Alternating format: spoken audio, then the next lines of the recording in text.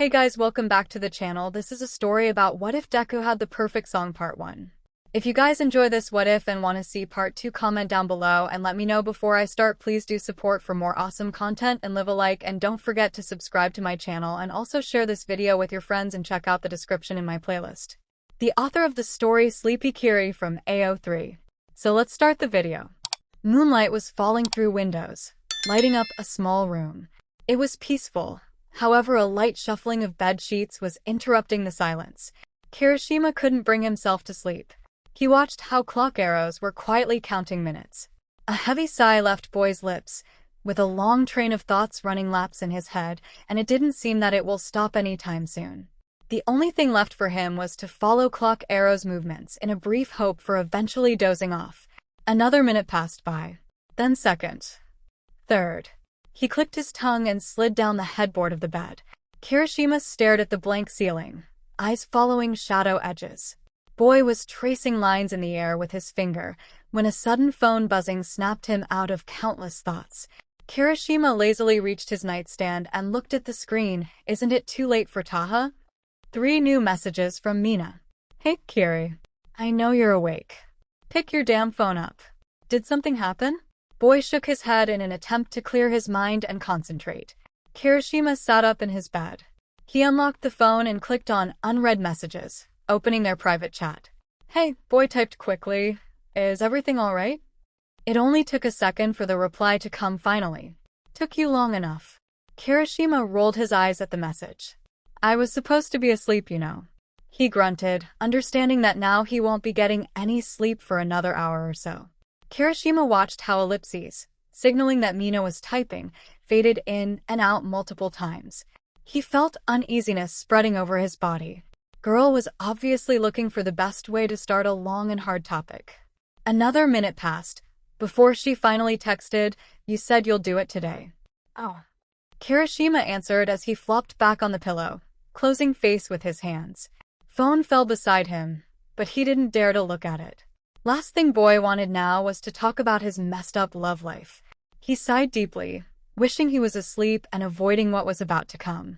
Kirishima grunted, before looking at the screen. 2 new messages from Mina popped up. Don't know me. You told you'll confess your feelings today. I'm screwed. Kirishima could feel her anger through the phone. If there was a person he was the most afraid of getting angry, it certainly was Mina. His body shivered at the thought. He took a deep breath and typed, I've waited for the right moment. And girl's reply didn't make him wait, not even a second. Kirishima let out yet another sigh. Typing, there wasn't any. He hesitated for a moment, finger hovering over the send button, before pressing it. 𝐒𝐩𝐢 Kirishima. Mina's reply sent shivers down his spine. This is bad. He bit his lip and buried himself deeper in sheets. Multiple ways to excuse himself flew through his head, but none of them was good enough. Ellipses appeared again, which made him immediately text back, wait. I really tried, but he didn't give me a chance. Kirishima sighed and added, what could I do? It took Mina a couple of minutes to reply. Probably fighting the urge to kill me. Boy chuckled painfully at the thought. Another moment passed and a new text popped up. Ugh, you're trying for a month now. It was permeated with annoyance, however sounded softer than Kirishima expected, but was all he managed to type, before receiving another messages. Anna appeared on the screen, which now made Boy completely aware of how pissed Mina was. It's obvious that he likes you. Does he really? Boy squeezed blanket with his free hand. Yes, he does, came with a minute of silence, before next text pierced his chest with unexpected pain. What are you so scared of? Being rejected. Kirishima swallowed hard. He liked Bakugou for a pretty long time now and felt his heart ache at the word, although it never was the real reason for holding back his feelings. Of course, rejection would be hard to handle, but there was something way worse than that.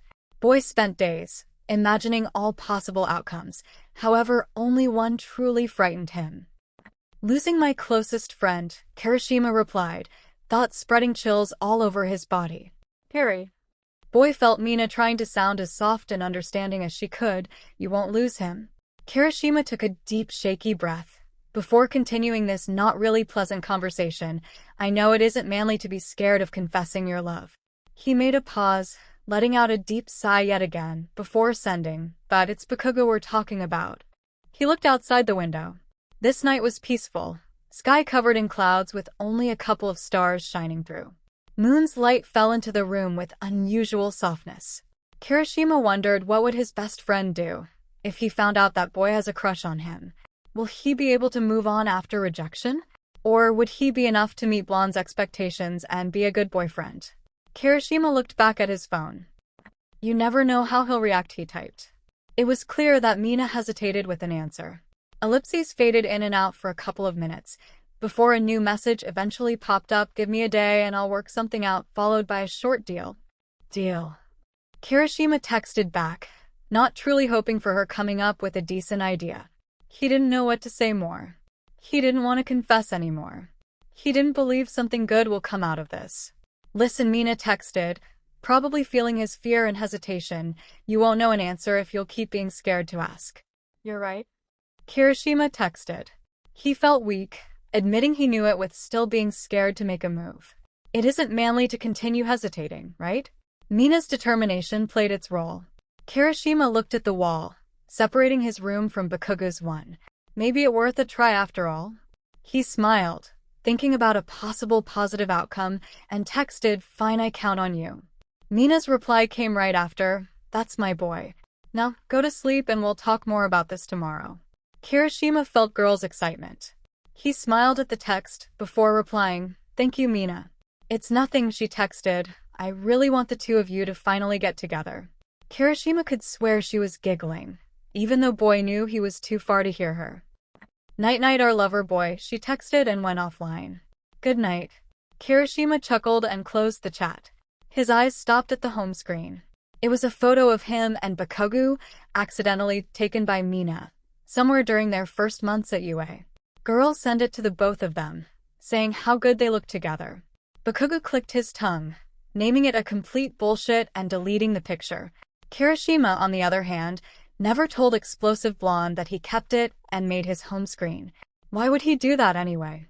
It isn't like he wants to be blown up or sent flying to the other end of the city. Kirishima laughed softly at the thought and switched off the phone. He tossed it back to the nightstand, laying down and looking at the wall that separated his and Bakugou's rooms again. What did I get myself into? Friday started without any troubles and was promising to be an ordinary day, but not when it comes to Class 1A. They managed to get without scolding through the first half of the day and didn't annoy 𝐈𝐧𝐭 much. Partly it was thanks to Mina and Denki being quieter than usual. However, the fact of them not being up to anything dumb or noisy concerned Kirishima since early morning. There's something going on. And it's nothing good for sure. Boy hoped it won't have anything to do with him, since his raging headache was already bothering him enough. Boy barely got any sleep last night. Thoughts about Bakugou rejecting him and refusing to keep being friends were hitting his head one by one, keeping him awake. Kirishima sighed heavily, lazily finishing his lunch. He wasn't in a mood for a loud chatter that their squad was currently at, however tried to keep the mood light. On questions about him being quiet, he simply replied with, "Bad headache, nothing much." His problems didn't need to concern anyone else. Bakugou stood up first and started heading out. Kirishima hurried, throwing his fork on the plate, to keep up with the blonde. However, got caught gently by the wrist. He turned around and saw Mina smiling softly at him, with eyes telling him to stay for a bit more.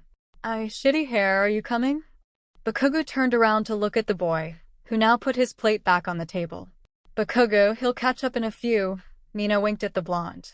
Bakugou shrugged, rolling his eyes, which everyone took for his usual whatever, and headed out. Kirishima felt a sudden urge to apologize, however he knew that the blonde most likely won't even notice. Does he ever pay any attention to what I'm doing anyway? Instead of being better at dodging his blasts, of course.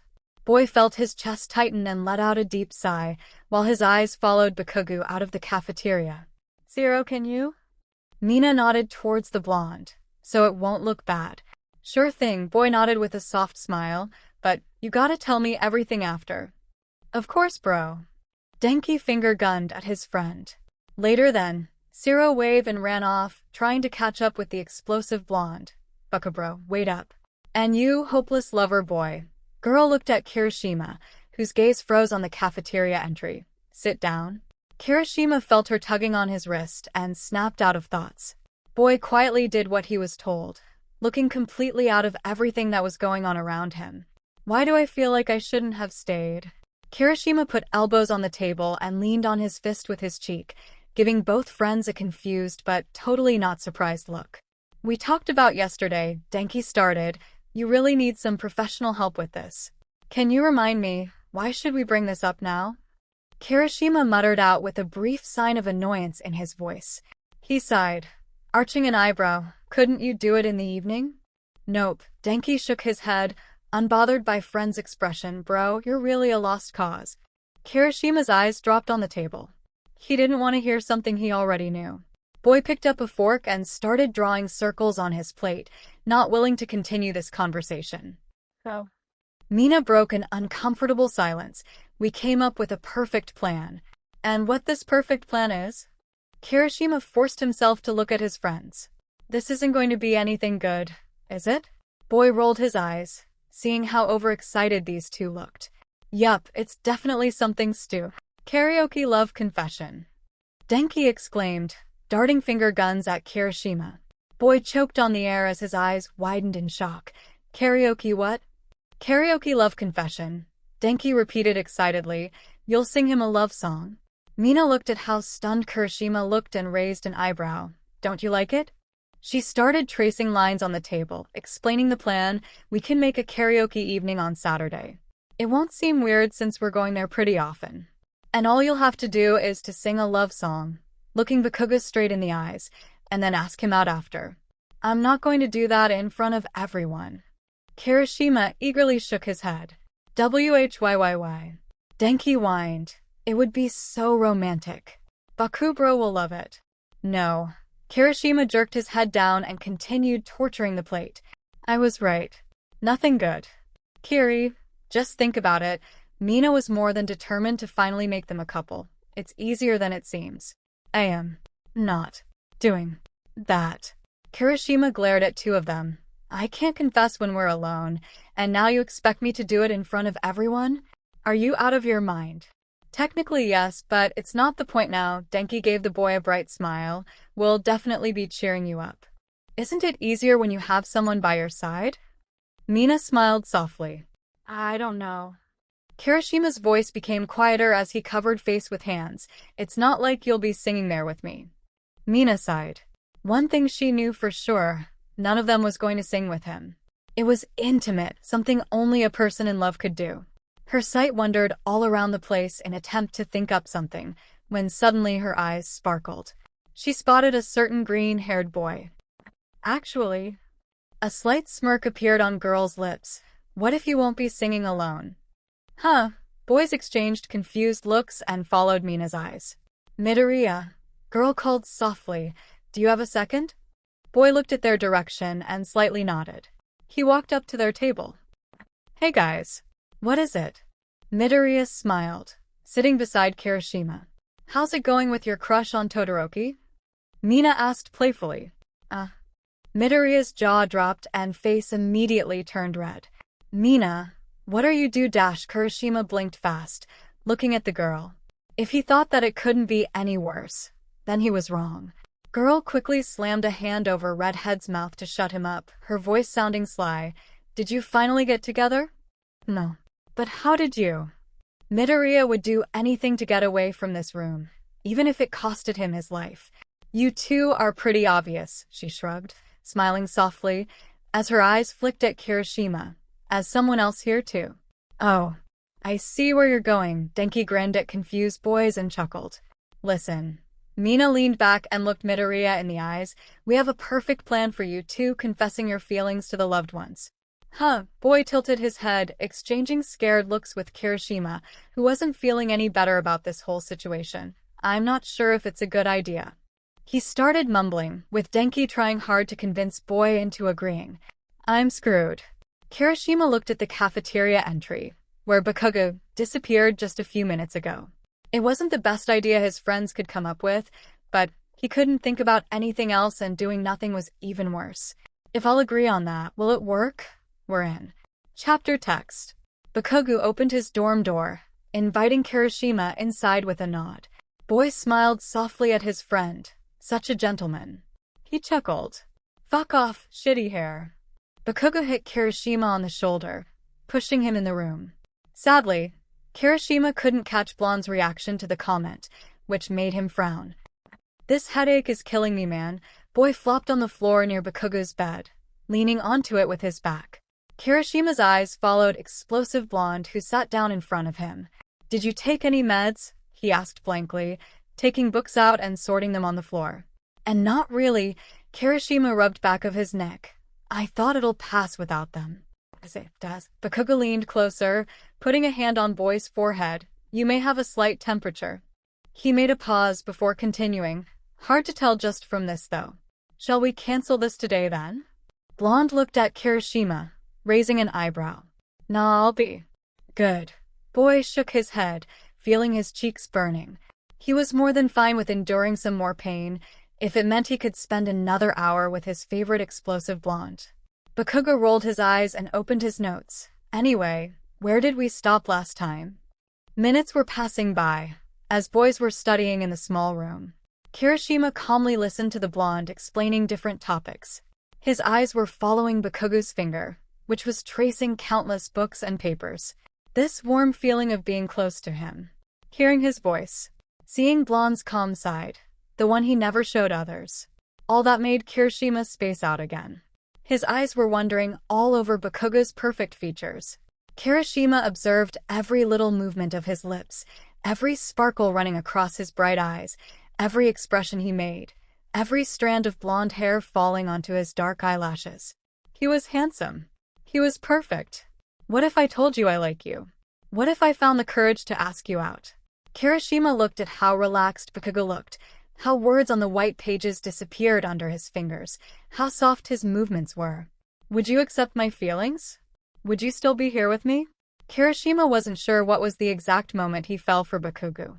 It felt like he was in love with his best friend since Boy first saw him. Kirishima perfectly knew when to tease him and when to avoid doing that. He knew what each one of Blonde's reactions, movements, and expressions meant.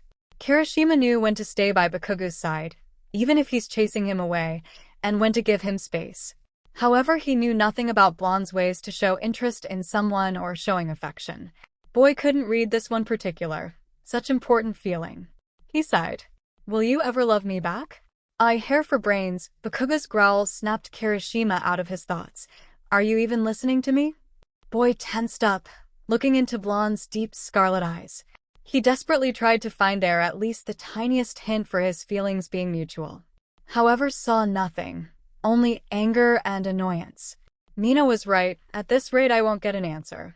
Kirishima exhaled deeply, his expression changing from hope to frustration. Sorry, Bakugo, I guess I overestimated myself. Kirishima wanted to say more, but words weren't coming out. Bakugo frowned.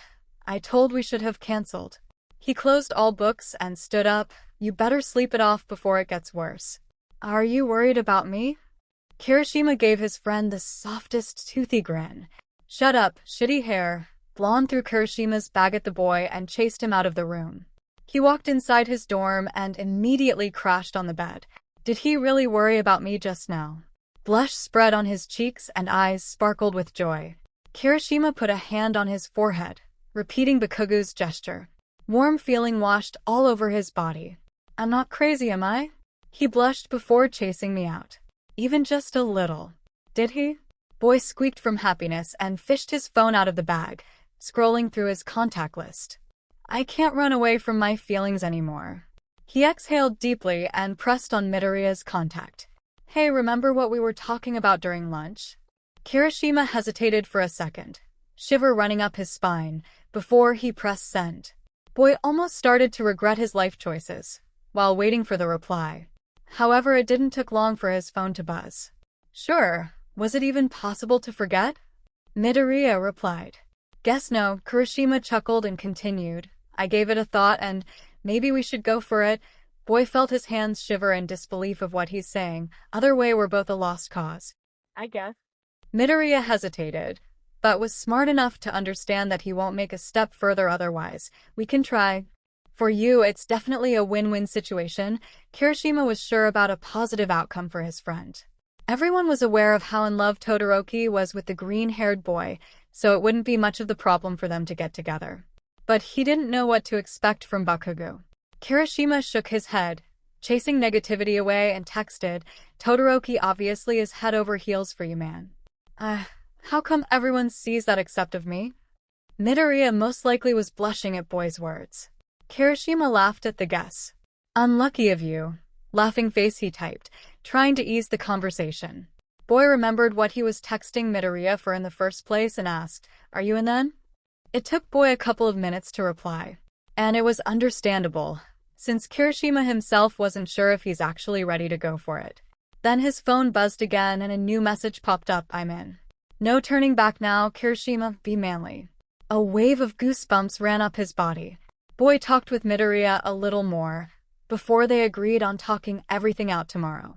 Kirishima opened his conversation with Mina, wherein was the only thing he sent her. But it was enough for her to understand. Girl didn't make him wait long, as a quick reply flew back, "Knew it. Leave everything else to me." Kirishima smiled at the text and switched his phone off. Boy tossed it to the side, looking at the ceiling. "I did it." Kirishima woke up to a quiet knocking on his dorm door. He growled and looked at the time. It took a couple of seconds for Boy to come to his senses, his vision slowly getting less and less blurred. 9 in the morning. Isn't it Saturday? He rolled his eyes and lazily got up, throwing his blanket to the side. Kirishima opened the door, scratching the back of his neck. "Good morning." Midoriya was looking at the boy with a soft apologetic smile. "Did I wake you up?" And there it was, a wave of uncomfortable feeling, almost panic for messing up in his eyes. "Morning," Kirishima yawned, shaking his head. "It's fine." He nodded, inviting the boy in. Midoriya walked into the small room. "Did you tell Mina about our decision?" Boy asked, looking at Kirishima, who was now struggling to put his hoodie on. He was visibly sleepy, which made green-haired Boy feel guilty. "Yeah," Kirishima answered, combing his hair with fingers. "I texted her yesterday right after we finished talking." He gave Boy a smile, heading towards the bathroom. "Got something on your mind already?" "Kinda. I thought that maybe we could talk it out during breakfast." Midoriya saw Kirishima nodding with toothbrush in his mouth and smiled. "We can go to the cafe nearby to not attract any attention from others." He continued, following Boy's movements. Kirishima washed his face, throwing a quick sure and heading out of the bathroom back to the room. "Give me a second. I have to find my wallet," he smiled brightly, adjusting his jeans and slipping into maroon sneakers. Then Kirishima nodded and boys made their way out of the dorms. It didn't take too much time for them to get to the cafe. Boys sat down at the table in a corner of it and made their order. They were the only customers, since it was still early Saturday morning. Usually people would sleep, but boys had to get out of the dorms now, if they didn't want to get questions from classmates. Both of them knew how fast Midoriya would get caught into an endless conversation with Todoroki, or Kirishima would get dragged somewhere by their so-called Baka squad. "I can't believe we're doing this." Kirishima chuckled nervously, falling back in the chair. "Yeah." Midoriya drawled, a little smile playing on his lips. "Are you sure it'll go well, though?" Boy started torturing a napkin between his fingers. He already got comments from classmates about how obvious Todoroki is, however wasn't completely sure if confessing was a right decision. "For you, yes," Kirishima smiled at his friend. "For me, I can only hope for the best." Boy's eyes wandered all around the place, searching for a distraction. Thoughts started crawling into his head yet again. And they definitely weren't the nicest ones. Midoriya noticed how Kirishima's smile faded. It's still better than doing nothing. He covered friend's hand with his own, to attract his attention. Midoriya knew better than anyone how hard it is to deal with Bakugou. "Kakant, please love him back," Boy murmured under his breath, only for himself to hear, and looked Kirishima in the eyes. "Everything will be all right." Midoriya gave Kirishima an encouraging smile. "Thank you, Midoriya." Kirishima smiled back at him and adjusted himself in the seat, leaning onto his fist. "So?" Boy took a sip of his iced coffee. Mina said to leave all the organization to her. "Good, then the only thing left for us to do is choosing a song?" Midoriya took his phone out, taking a bite of a sandwich in the other hand. "Right." Kirishima followed Boy's moves and fished his phone out the pocket. "Maybe I even know some good ones." He scrolled through his playlists, looking for a song to offer. Boys spent a couple of minutes in a comfortable silence, eating their breakfast and searching for a perfect song to go with. Midoriya hummed different melodies, while Kirishima was twisting red hair strands between his fingers. They didn't have much choice since none of them wanted to choose two new or two girly ones. How about Make You Mine by Public? Midoriya looked at Kirishima, noticing how Boy's eyes stopped wandering on the screen. It definitely wasn't the best choice, just something to start with. Kirishima hummed, thinking through the possible scenario. Don't you think we should get something more? Boy furrowed his eyebrows, looking for a proper word. Lively? Considering who we are going to confess to, I think that maybe a more dynamic song would be better. Midoriya started mumbling. Midoriya. Kirishima wanted to snap his friend out of his thoughts, but got cut out. Then, Someone to You by Banners? Midoriya's eyes darted to the boy sitting next to him. I like it, but I have something even better. He put his phone on the table in front of Midoriya. Boy looked at the screen that said Somebody to You by the Vamps and listened for a couple of seconds, remembering the song. Oh, I used to love it a lot. Midoriya exclaimed, bright smile appearing on his lips. It'll be easy to divide for two of us and it's simple to sing, Boy said, bobbing his head in the rhythm. Should we stick with it then? Kirishima asked, watching his friend nodding. Good. Boys looked lyrics up on the internet, deciding on how to sing it. We can sing 2 verses each, so it would be fair, Kirishima stated, sliding his finger up and down the screen. Chorus we will sing together. What goes to pre-chorus? I can take the first one and you'll sing the second one. Kirishima wasn't sure if his voice will be good enough, but it was worth a try for sure. Sounds good to me, Midoriya agreed with eyes full of concentration.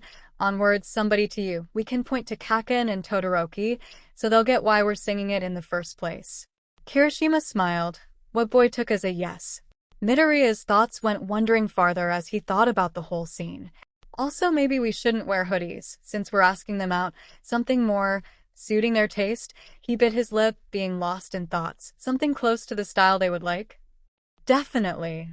Kirishima gave his friend a big toothy smile. I love it. Midoriya looked at the boy, with eyes full of determination. It's settled then. No turning back now. Chapter text. Cafe was slowly getting more and more crowded as time went by. People probably started waking up, wanting to get their morning coffee. New visitors came in, changing atmosphere around the place. Sun shined brighter, making little rainbows dance in half-filled glasses on tables. Boys were still sitting together. Midoriya was suggesting some simple ideas about their little performance, briefly touching a topic about how amazing Todoroki is. It made Kirishima chuckle, making friends' cheeks turn bright red. However, he himself couldn't stay as positive, laughing off his one-sided love for Bakugou. Boy was still unsure about whether or not he should do it, but it was too late to back off. This way, topic about karaoke grew into discussion of their messed-up love life and shared encouragement. Kirishima enjoyed Midoriya's company and got as invested in their chit-chat as his friend. However, sometimes he still felt spacing out. Boy's thoughts were wandering over every little moment he spent with Bakugou. Every second he's seen a slight smile on his lips, every their sparring and evening of studying together. I'm so obviously in love with you. Kirishima let out a deep sigh. Why can't you see it? He knew that with Bakugou's explosive character, confessing his feelings will be a big risk. However, Kirishima was ready to take it. He got sick of waiting and staying alarmed every second, in case he'll get a proper hint about Bakugou taking a step towards him. Moments of being alone with the blonde were a sweet torture for the boy. Every time Kirishima felt like standing in front of him with an outstretched hand, inviting Bakugou to take it in his. But no matter how pleading look was in Kirishima's eyes, how shining his smile was, or how close his best friend stood to him, Bakugou never took his hand. Maybe he never even intended to. Kirishima. Midoriya's soft voice snapped him out of his thoughts. Is everything okay? Boy looked at him with a concern, already guessing the reason for Kirishima spacing out. Sorry. Kirishima gave Midoriya an apologetic smile and rubbed the back of his neck, got carried away for a second. He let out a painful chuckle and threw his head back, eyes wandering all over the ceiling. It was much easier to cover anxiety with a laugh than to talk it out now. Their chit-chat was disturbed by phones buzzing. Boys exchanged confused looks, but the same thought struck them a second after. Mina, they exclaimed, immediately opening group chat. Group chat, Class 1A. Mina, is everyone free this evening? Is it what I'm thinking about? Midoriya chuckled nervously, looking at his friend. Kirishima nodded, noticing how fast-coming replies popped up on the screen. Todoroki, except for studying, yes. 𝗬𝗏𝗧𝗏, yes, why? Ida, I hope you're not planning anything against the rules again. Man, don't ruin our fun. Kirishima pouted jokingly at Ida's message, which made Midoriya laugh and relax a bit. Mina, what do you mean again? 3. Tokoyami, more or less free. Denki, let's go to the karaoke. Laughing face. Mina, we haven't been there for a while. Mina, and my friend can drop the price of a big room today. Midoriya, sounds like fun, happy face. Kirishima looked at the boy, who sat in front of him. Midoriya looked scared of what's to come, but tried hard not to show it. Good, now Todoroki will go for sure. He smiled softly. 𝗓𝗪, I'm in. 𝗓𝗪, sounds good. Boys sat quietly, looking at their classmates, agreeing to Mina's suggestion, and Ida, being himself as always. Why aren't you saying anything? Midoriya asked, looking at Kirishima. However, right before boy could answer, Todoroki's message popped up, saying why not. Midoriya's cheeks lit up. Thought so. Kirishima chuckled. One in and one left. Kirishima winked at his friend, who was now shining from excitement. Boy had snapped his eyes to the phone as it buzzed once again after a small pause. Mina, looks like almost everyone's in. Mina, Bakugou? 𝗧𝗏, you know I'm up for anything. Mina, sure buddy. 3. Bakugou, not going. Denki, oh come on bro. Bakugou, fuck off dunce face. Bakugou, I'm not taking part in this shit again. Kirishima rolled his eyes, and why did I even think it'll be any different this time? Boy sighed and started typing. Kirishima, I'm in, so you're going too, happy face. Bakugou, no. Kirishima, please. Bakugou, no. Kirishima, pretty please? Bakugou, tch. Bakugou, whatever. I bet he rolled his eyes just now. Kirishima chuckled, imagining Blonde's annoyed face. He texted a quick he's in 3, before switching the phone off and leaning back in his chair. Oh. Midoriya looked at now pleased-looking boy. I see now. He giggled lightly at Kirishima, which made him tilt his head in confusion. He agrees only if our whole squad asks him to, boy sighed. He felt bad for pushing Bakugou to go. Kirishima perfectly knew how he hated these events and how easily he was getting bored there. However, this was an exception. Boy needed him to be there. Kirishima scoffed, so stubborn. I think it's not about that, Midoriya smirked. It's because a certain someone is asking him to go. Boy giggled, making Kirishima's cheeks take a light pink shade. Midoriya sighed in relief for not being the only oblivious one here. Another Mina's message popped up on boys' screens, saying, 7 p.m. at our usual karaoke place then. 3. They exchanged anxious looks, words stuck in their throats. Everything was settled and there was no way they could run away from it now. Silence hung up in the air for several minutes, while confirmation messages from classmates were filling the chat. Boys didn't know if they should be scared or excited about upcoming event. No turning back now, Kirishima finally spoke up, smiling softly. He stretched his fist towards Midoriya. Let's do it, boys smiled back as they bumped their fists together with eyes full of dedication. Bakugou was lying on the bed with a book in his hands. Boy's eyes were full of concentration and interest. Slightly opened window let a cool breeze enter his small dorm room, making him relax even more. Unfortunately, a sudden phone buzzing broke this perfect silence. Bakugou frowned. Who the fuck is it now? He took an annoying device from the nightstand and looked at the lightened-up screen. 6 new messages from Class 1A. Mina, is everyone free this evening? Todoroki, except for studying, yes. 𝗬𝗏𝗧𝗏, yes, why? 𝗧𝗏, he opened the chat. What are these morons up for today? Blonde's eyes scanned through messages. Karaoke? Are you kidding me? Low sarcastic chuckle escaped his lips as he rolled his eyes. Bakugou could barely tolerate hanging out with his 4 idiots, not to mention the whole class. There was no way he could enjoy a day with Todoroki or Deku being around. He sighed in frustration. To tell the truth, Somewhere deep down inside, Bakugou knew he wasn't welcome there anyway. He didn't want to make classmates uncomfortable with his presence, at least not on weekends. That's why he tried to spend them away from them, reading or working out on his own. Blonde could be rude and arrogant, however he wasn't dumb. Bakugou has seen how tensed up everyone gets around him, how they avoid sparring or teaming up with him during classes, and how alarmed they stay, being in one room with him. Boy knew, but his pride was commanding Bakugou to swallow it up and to only care about becoming the #1 hero. There was another reason though. Bakugou hated spending time with a big party. He liked being a center of attention, however enjoyed little groups more. Boy would never admit it, but he liked his so-called Baku squad. Blonde calls them all sorts of not very nice names, but it doesn't mean that he hates them that much. Yes, they can annoy him or completely piss him off, but he still doesn't hate them. Bakugou secretly enjoys going to arcades with them or playing games in Denki's room. Boy still gets angry or competitive, but they aren't getting scared or uncomfortable. It feels like they are enjoying it actually. That may be a little bit lightheaded of them, but who cares? Bakugou looked at new messages appearing on the screen when Mina's sudden question, directed to him, caught Boy's attention. "Will I go?" Blonde chuckled again. "Hell nah." Bakugou sent a quick "not going" and wanted to return to his book when Denki started nagging him, asking to go. Bakugou managed to quickly shut him up, looking pleased with the result, when a reply from a certain red-haired boy popped up. "You think I'll agree just because he asks me to?" Boy chuckled and refused again. What he didn't think of was that Kirishima has always been stubborn about Bakugou tagging along with them, which unexpectedly had a big effect on the blonde. And yet again he found himself agreeing to go. "Tsh, fucking hair for brains," he scoffed, with his cheeks turning light pink. Bakugou switched off the phone and tossed it on the bed by his side. Boy switched his attention to the book again, but didn't have time to read even a page before his phone buzzed again. Bakugou threw a quick glance in its direction. 2 new messages from Shitty Hair. "Thank you. It'll be fun, I promise." Bakugou felt his cheeks burning as his lips curved in a slight smile at the text.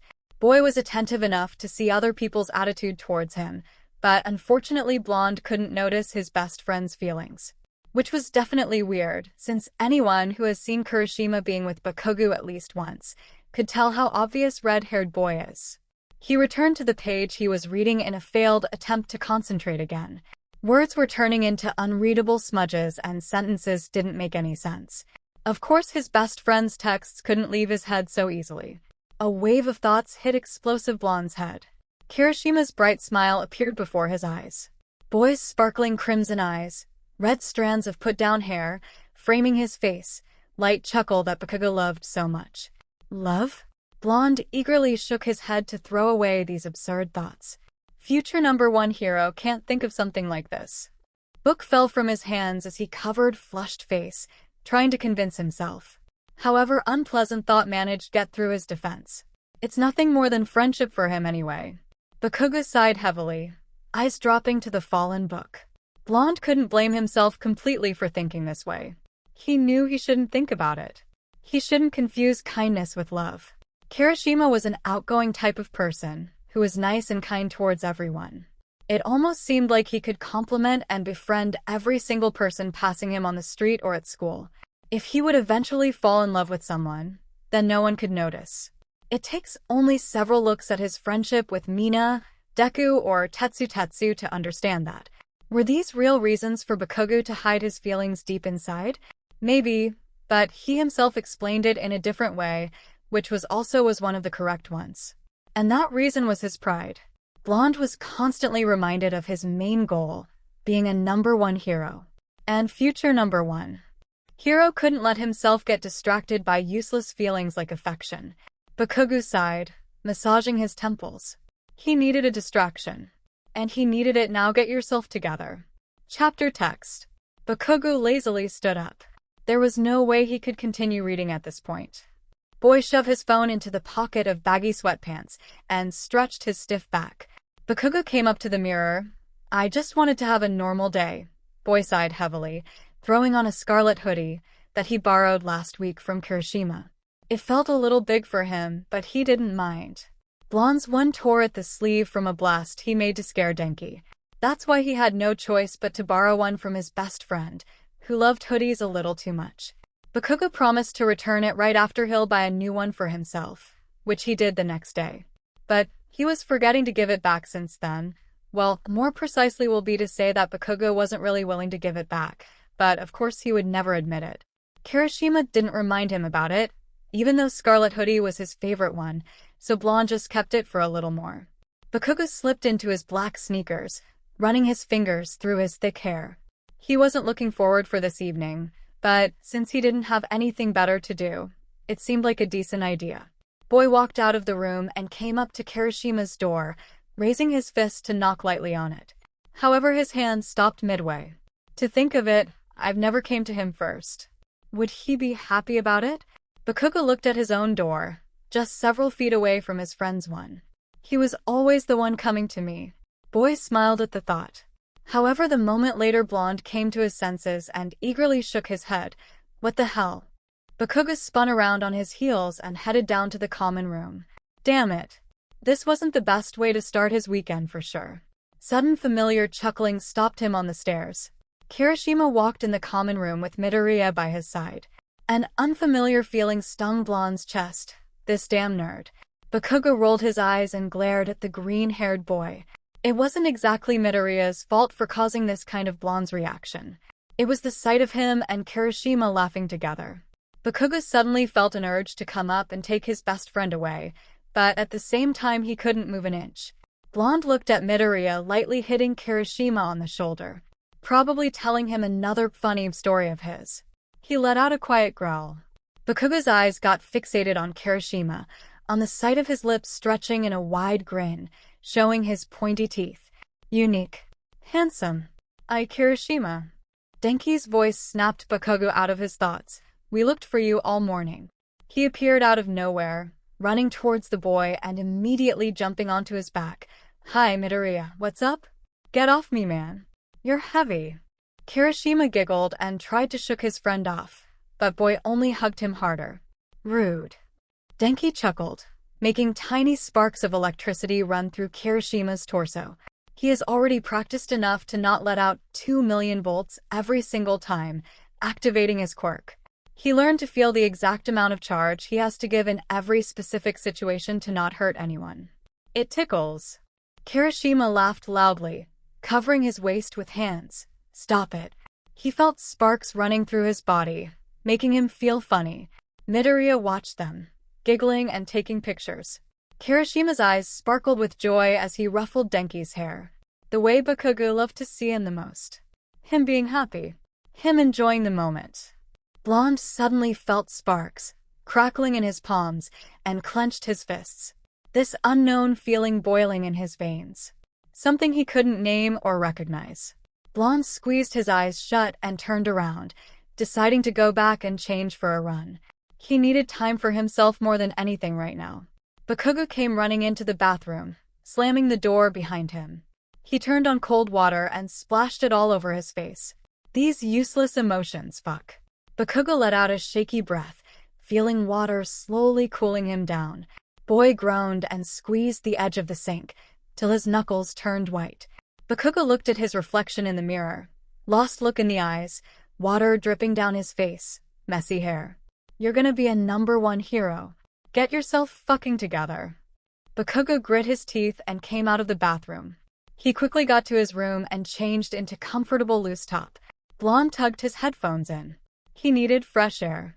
Bakugo doesn't remember how he managed to get out unnoticed by any of his 4 morons when everyone was already fully awake and wandering around the dorms, but he definitely felt lucky about it. 𝗏𝗏 stepped outside and inhaled cool air, relaxing his body and clearing his mind. Soft wind brushed Boy's cheeks, making him forget about every single thing around him. Bakugo turned on the music. Beats of the playing song traveled through his mind, making him hum its melody and letting him feel free from today's events. Boy walked down to the start of his running route. He looked into the peaceful scenery for a minute, before stretching his muscles. Every blow of the wind made his body shiver. However, Boy didn't feel cold. He loved this pleasant sensation. Bakugo steadied his breath and started jogging, gradually picking up the pace. Just in a few minutes he lost Yue out of his sight and got carried away by created peacefulness around him. Oi, Kirishima. We looked for you all morning. Denki appeared out of nowhere, running towards the boy and immediately jumping onto his back. Hi Midoriya, what's up? Get off me, man. You're heavy. Kirishima giggled and tried to shake his friend off, but boy only hugged him harder. Rude. Denki chuckled, making tiny sparks of electricity run through Kirishima's torso. It tickles. Kirishima laughed, covering his waist with hands. Stop it. Boy could easily harden to stop the funny feeling, but he wanted to let his friends have a joyful moment. He loved seeing them happy. He loved seeing them smile and laugh. So he went on with the play. I'll make 𝐒𝐭𝐲 tape you to the ceiling. Kirishima chuckled, trying to shake Denki off his back. Tape who? And why? 𝗧𝗏 walked into the room, stretching his arms and yawning. Boy saw Denki mocking Kirishima, with Midoriya filming all happening chaos. Green-haired boy turned to look at the classmate and greeted him with a bright smile, accompanied by another Kirishima's loud laughter. No explanation needed. 𝗧𝗏 giggled and rolled his eyes, coming closer to them. Boy took Denki by the waist and tickled him just in the right place for the blonde to let go of Kirishima's hoodie and flop on the floor with a loud thud. Unfair. Denki cried out and pulled 𝗧𝗏 by his pants. Boy was still too sleepy to react, so he lost his balance and fell on the ground beside his friend. Every hero has a sidekick. Coming right on time, Kirishima giggled with a wide, toothy grin. He finger-gunned, teasing Denki and making him pout. Did you forget? Suddenly he felt a tape stuck to his leg, pulling him down. Huh, was the only sound Kirishima could let out, before joining his friends on the floor. Who did you call a sidekick? 𝗧𝗏 grinned, looking at Kirishima rubbing his shoulder after the fall. It didn't hurt, but Boy definitely needed to put on an act. Don't you dare call me that again. Boy stuck him to the floor with another stripe of tape. It wasn't hard for Kirishima to tear tape apart, considering his quirk, but it would ruin all the fun. Midoriya managed to take a few pictures, saving them for later, before getting pulled by his jacket and crashing onto his classmates. Did you think you can get away with evidence of this crime? Denki fished Midoriya's phone from Boy's hands, swinging it above his head and sticking his tongue out. Loud laughter filled the dorms yet again and, of course, couldn't be unnoticed by others. Seriously. Ojiro chuckled. On Saturday morning? He walked by 4 boys, failing at their attempts to get up. Ojiro tried to keep his tail away from them, to not get accidentally involved in whatever was going on. Midoriya raised his hand, sticking his index finger up. Technically, it's afternoon already, before rolling away and sitting up on the floor, what made his head spin. He giggled at the feeling and tried to caught onto something to stop it. Midoriya shook his head and looked up. Suddenly, he froze on the place as a certain half-red, half-white hair caught his attention. Todoroki. Boy blinked fast to make sure his eyes weren't deceiving him. And he was right. Todoroki was looking at him with a soft smile playing on his lips. Midoriya perfectly knew how he looked at that exact moment. His green hair all messed up, cheeks burning red, clothes looking as if he just fell from a tree and rolled off a hill into dorm doors. However, Todoroki still smiled at him. It made Midoriya's lips stretch in a bright, toothy smile. He couldn't believe that this evening Todoroki might finally be his. Midoriya Boy snapped out of his thoughts when heard Kirishima calling him. Could you help me a little? Boy bobbed his head in 𝗧𝗏's and Denki's direction, who now were playfully fighting, using their quirks and getting dangerously close to the TV. They didn't seem to realize it, but one careless move and TV would fall, and Kirishima definitely didn't feel like getting a lecture from Aizawa. Sure. Midoriya sprung up and ran up to their friends, trying to calm them down. It wouldn't be so hard if they weren't using quirks. However, they were, so it took some time. Eventually, dorms went silent and peaceful again. Denki and 𝗧𝗏 still quietly giggled, but none of them wanted to start play fighting again. Boys sat down with their heads thrown back, trying to catch a breath, while Kirishima and Midoriya went up to their rooms. Kirishima slowly closed the door behind him. He let out a deep sigh and checked the time. Almost 1 p.m. I still have a lot of hours ahead. Boy came up to his desk and ran fingers on top of a lying stack of notebooks. We didn't finish studying yesterday, he mumbled, sitting down on his chair. What will happen today? Kirishima reflexively opened his math notebook, where Bakugou highlighted different parts for him to focus on. Will you accept my feelings? I'll take any answer, but please give a proper one. He tangled red hair strands in between his fingers, closing his eyes and trying to get himself together. Boy needed a distraction, since at this rate he's going to lose his mind. Kirishima turned pages over and found a math problem, which Bakugou tried to explain yesterday. He took a nearby lying pen. If I need to use this formula here, he thought, sliding the pen through different numbers, I have to take... Kirishima's eyes were focusing on highlighted parts, putting them together into something that looked more as what he needed to do. This might be right, he exclaimed after getting first problem solved, his lips curving into a smile. Kirishima sat in his room, working onto his homework with minutes passing by. On one hand, he still was thinking about his best friend, wanting to show Bakugou that he's not a lost cause at math. On the other, Boy was successfully distracting himself, which was the best thing for him now. His thoughts were occupied by studying, not letting any worries disturb Boy's perfect concentration. Well, it still wasn't exactly perfect.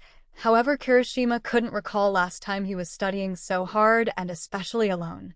All done. Kirishima said proudly and closed the notebook. It's much easier than I thought. Boy chuckled and checked his phone, where several messages from Buck Squad group chat were seen. Mina was calling boys to hang out in Denki's room and play games. Bakugou surprisingly agreed too, which made Kirishima feel a bit jealous. Maybe I should have gone hang out with them instead. A deep sigh left Boy's lips. He wanted to see Bakugou, but not with others being around. Kirishima wished he could take Blonde somewhere, where Bakugou will feel comfortable. Boy wanted to see him smile, not an evil one after another win, not a grin before fight or after teasing someone again. Kirishima wanted to see Bakugou being sincerely happy, what no one had seen before. However, for now Kirishima could only let Bakugou take his time with others. Maybe leaving my notebook in his room will make him feel proud of himself, he said quietly. It's not much, but maybe it'll make him smile. Kirishima felt his cheeks burn at the thought and shook his head to chase away the picture of Bakugou's handsome face. Boy took a piece of paper and made a note for his favorite explosive blonde. It may not be completely right, but I tried as you taught me. Kirishima stuck the note on the cover of the notebook and smiled. Was a heart too much? But maybe, just maybe, it'll make him smile at least a little bit. Kirishima knew that, when Bakugou was staying in dorms, he wasn't closing the door. However, Blonde made it clear only to his best friend. That's why Kirishima stood up and walked up to Bakugou's room without any hesitation, taking the notebook with him. He looked around so no one would see him sneaking around in others' rooms and eventually opened the door. Boy didn't want to take much time and accidentally make Bakugou uncomfortable with his presence, in case Blonde would show up earlier. Kirishima walked up to the desk and gently put his notebook on it. He breathed in the bittersweet scent of the air and quietly left the room right after. Smiling softly into the empty hallway, Kirishima slowly slid down his dorm door as it closed behind him. Still feeling bittersweet scent of Bakugou's perfume, he threw his head back. A quiet thud, followed by a deep sigh, echoed in a small room. Blonde's scent was calming, but at the same time it made Kirishima's heart beat faster. It made Boy feel like home. I'm going crazy. Kirishima's eyes fluttered shut. He imagined being alone with Bakugou in Blonde's room. However, this time it wasn't for studying or practicing. Boy imagined them sitting on the bed with his head on Bakugou's shoulder as they watched a movie together. Some kind of a silly comedy that Kirishima found yet again and forced Blonde to watch it, even though he knew Bakugou doesn't like them too much. A light blush appeared on his cheeks as Boy smirked. Yes, I definitely am going crazy. He chuckled quietly. Suddenly the door opened, making Kirishima fall back into the hallway. What the _? Boy was about to start whining from hitting his head on the floor, but stopped right after opening his eyes. Mina stood above him with a look of concern and surprise. Boy rubbed the back of his now a little bit hurting neck. Hi. Kirishima gave her the most awkward smile and slowly stood up. Should I ask? Mina arched an eyebrow, still looking a little bit bewildered. Better don't. Boy chuckled and invited her in his room with a slight wave of the hand. Mina took a couple of seconds to process what just happened, before entering and sitting down on the chair beside Kirishima's desk. Did something happen? She asked, following movements of her friend with examining eyes. Something seemed off about him, but she couldn't guess what exactly. Boy never was a type who would worry others with his thoughts or problems, even severe ones. Kirishima tended to solve everything what was bothering him by himself since middle school. You haven't answered your phone and didn't come hanging out with us, she made a pause, watching Kirishima sit down on the floor in front of her, leaning onto the bed with his back. You haven't even heard me knocking on the door. Kirishima visibly hesitated for a moment, fidgeting with his fingers. Was studying? This excuse would have made everyone who knew Boy well enough laugh. He definitely wasn't the type to study alone on the weekend. Kirishima looked at Mina, now holding her laugh back. You and studying on Saturday morning? Loud laughter eventually escaped her lips. Sorry, Kiri, but you could think of a better excuse. Boy pouted jokingly. I wouldn't believe that either. Kirishima made the most honest look he could and said quietly, but I really did. I've decided to finish that homework that I started yesterday at 𝗲𝗲𝗧𝗵𝗲. My notebook is in his room. A wave of warmth ran through Kirishima's body, remembering the note he left on the notebook. But what if Mina asked to show it? I don't want to come up with another lie. Only he knew that Bakugou's room was always kept open while he stayed in the dorms. Blonde did so for Kirishima to have a quick and easy access to all his notes or other stuff, instead of him running around the dorms and annoying Bakugou by looking for him every time he needed something, while he himself was busy with cooking, laundry, or just being around others. Other classmates, though, never needed nor dared to open Bakugou's room without his permission, especially if they knew that explosive blonde wasn't there. To tell the truth, they even tried to avoid knocking on his door in case he was in a bad mood or just busy. For now, no one had a death wish or will to get blown into the wall. It was Bakugou's and Kirishima's little secret from others that they've never intended to reveal. She doesn't have to know. Mina tilted her head in confusion of a sudden silence. She squinted her eyes, trying to catch every emotion going through Kirishima's face. Girl expected him to try and hide them, while making up a more believable story. However, Boy did the opposite. Mina could see so many feelings piling up inside him that it confused her even more. Hello. Mina chuckled nervously. Earth to Kiri, are you there? Girl came closer and waved her hand right before his eyes. Huh. Boy blinked a few times before looking at her, a little bit stunned by the sudden movement. Sorry, spaced out a little. Kirishima gave Mina an apologetic smile. Well, I needed a distraction from all these thoughts about this evening, he said, pointing at his head and making circle motions with an index finger, so decided to study a little bit, but seems like got carried away anyway. Boy bit his lip and started playing with the hem of his hoodie in attempt to avoid Mina's eyes. Please believe me. Harry. Her voice sounded soft, calming. Are you still scared about losing him completely? Kirishima nodded and met Girl's eyes. He's even more than just a best friend to me after all. I know. Mina gently put her hand on his shoulder, but you can't hide your feelings forever. Her lips stretched in an encouraging smile while her fingers lightly brushed Boy's hoodie. Even if Bakugou will throw a tantrum as usual, she chuckled, we will be there to help. But what if he won't practice or talk to me anymore? What's then? Kirishima's voice cracked at the thought. How will you be able to help? No one can affect Bakugou's emotions nor decisions. What if? Questions were escaping Kirishima's lips one after another, with his voice shaking dangerously. What if I'll never bring that friendship back? Boy hated showing his vulnerable side to others. However, Mina knew him better than anyone. He couldn't hide anything from her nor pretend like he's alright. Which, he was thankful, Mina kept in secret from others. We'll do our best to bring your friendship back together then, she smiled softly, making Kirishima calm down. We'll talk to Bakugou or make a plan. We aren't called 𝗲𝗲𝗺 for nothing. Kirishima looked in her eyes and smiled back. Thank you, Mina. He was still worried, but definitely not scared of the outcome anymore. I'm not alone, so it should be alright. Thank you for having my back. Boy rubbed the back of his neck. And we always will. Mina stood up and proudly stretched out her hand to Kirishima, clenching it into a fist. Boy bumped his own fist on it and grinned. That's my boy. Girl jumped up in excitement. Now we have to get you ready. She looked around the room. Have you talked with Midoriya about it? Mina asked, already on her way to Kirishima's closet. Do you need some professional help with it? She winked and giggled.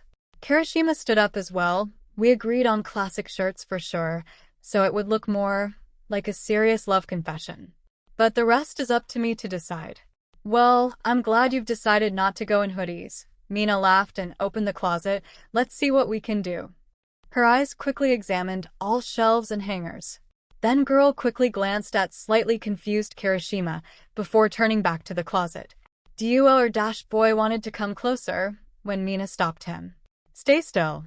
I'm thinking. She took black pants with a white shirt and looked at Kirishima again. Put your hair up for a sec, Mina asked and came closer to the boy. He nodded and did what girl said, sliding fingers through his thick hair and holding them up. It didn't look exactly how they're always styled, but it was better than nothing. Mina put clothes in front of his body and clicked her tongue. Let your hair back down. Kirishima sighed and let his hair fall down. What was that sigh about? Mina pouted playfully. I'm trying to help you here. Boy laughed but didn't have a chance to say a word. Before she continued, we need something more casual. She threw pants on the bed and returned to the open closet. Girl pulled out black ripped jeans. We're talking about Bakugou after all. Mina winked, giving clothes to Kirishima. Here, change into this. Can you? Boy made a sign for Mina to turn around with his hand, please. Girl giggled, then nodded and waited for a bit, looking at the wall. Kirishima quickly changed, throwing his clothes onto the bed. And who's gonna clean all the mess we're making? Boy rolled his eyes with a smile. So, how is it? Asked Kirishima, making girl look at him. Mina stood still for a second before tilting her head. Take off the shirt, she commanded before turning back around to grab a black one from the closet. This will look better, she said, handing Kirishima another piece of clothing. Boy quickly tried it on and tucked it into jeans. Better? Wait a second. Mina came up to him, rolled up sleeves a little bit and unbuttoned a couple of last buttons of the shirt, making it slightly expose one shoulder and Kirishima's defined collarbones. He'll love it, she winked with a smirk playing on her lips. Boy blushed and covered his face with hands. Put on your maroon sneakers and those silver watches you have. Let's see how it'll look all together. While Mina was picking clothes from the bed and putting them back into the closet, folding neatly, Kirishima jumped into his favorite sneakers and took out his watches from the shelf. He came back to Mina a couple of moments later and after checking his outfit, she spun Boy around with a grin. So he faced the mirror, all done. Boy's ears turned red from the thought of Bakugou's possible reaction. Kirishima wasn't the type to dress like this every day, so he doubted that blonde had seen him like this before. Kirishima rubbed the back of his neck, looking at Mina with visibly pink cheeks. You sure he'll love it? Do you really need to ask? She hit him on the shoulder. Of course he will. Simple, but perfect. Well, if you say so. Kirishima smiled and bit his lower lip. He brushed his hair and fixed the shirt. It was different from what he expected to look like, but Boy definitely liked this outfit better.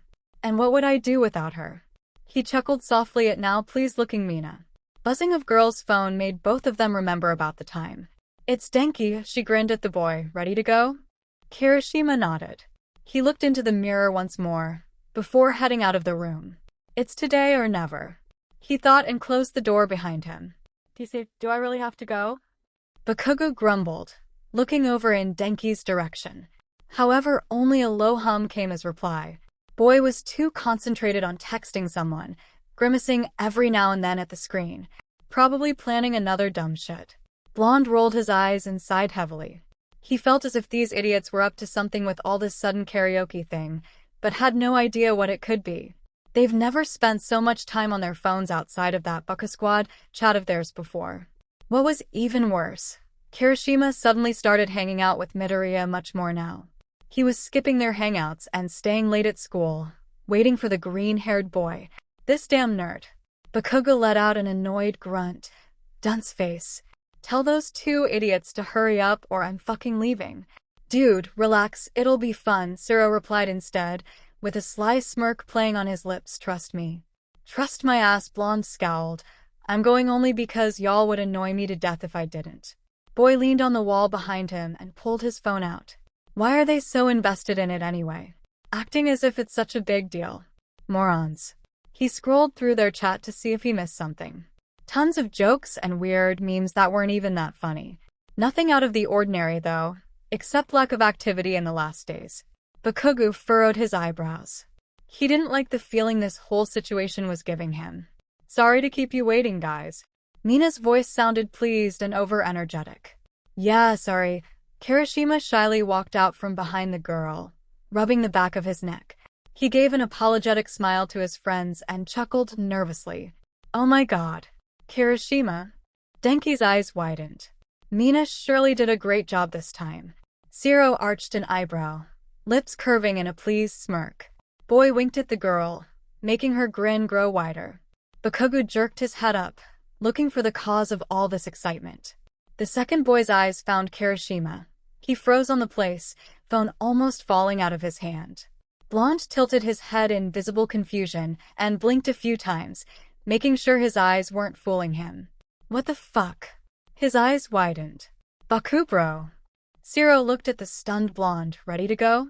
He chuckled lightly. Bakugou didn't hear a thing as his eyes were discovering Kirishima from head to toe. How badass but simple his all-outfit looked, bringing out bright red color of his sneakers and hair. How his black shirt fell down his shoulder, exposing boy's defined collarbones and slender neck. How neatly its sleeves were rolled up and silver watch embellished his wrist. How his hair was put down, perfectly framing boy's face. There's no way in hell this is the Kirishima I know. Blonde felt his cheeks heat up and heart starting to race. Bakugou. Kirishima's voice sounded tender and timid. Boy met Kirishima's eyes.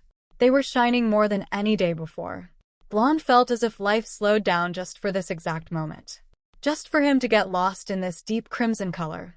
Kirishima gently tugged a fallen hair strand behind his ear, his lips curving in a shy smile. His eyes starting to wander nervously everywhere but Bakugou, boy's cheeks taking a slight pink shade.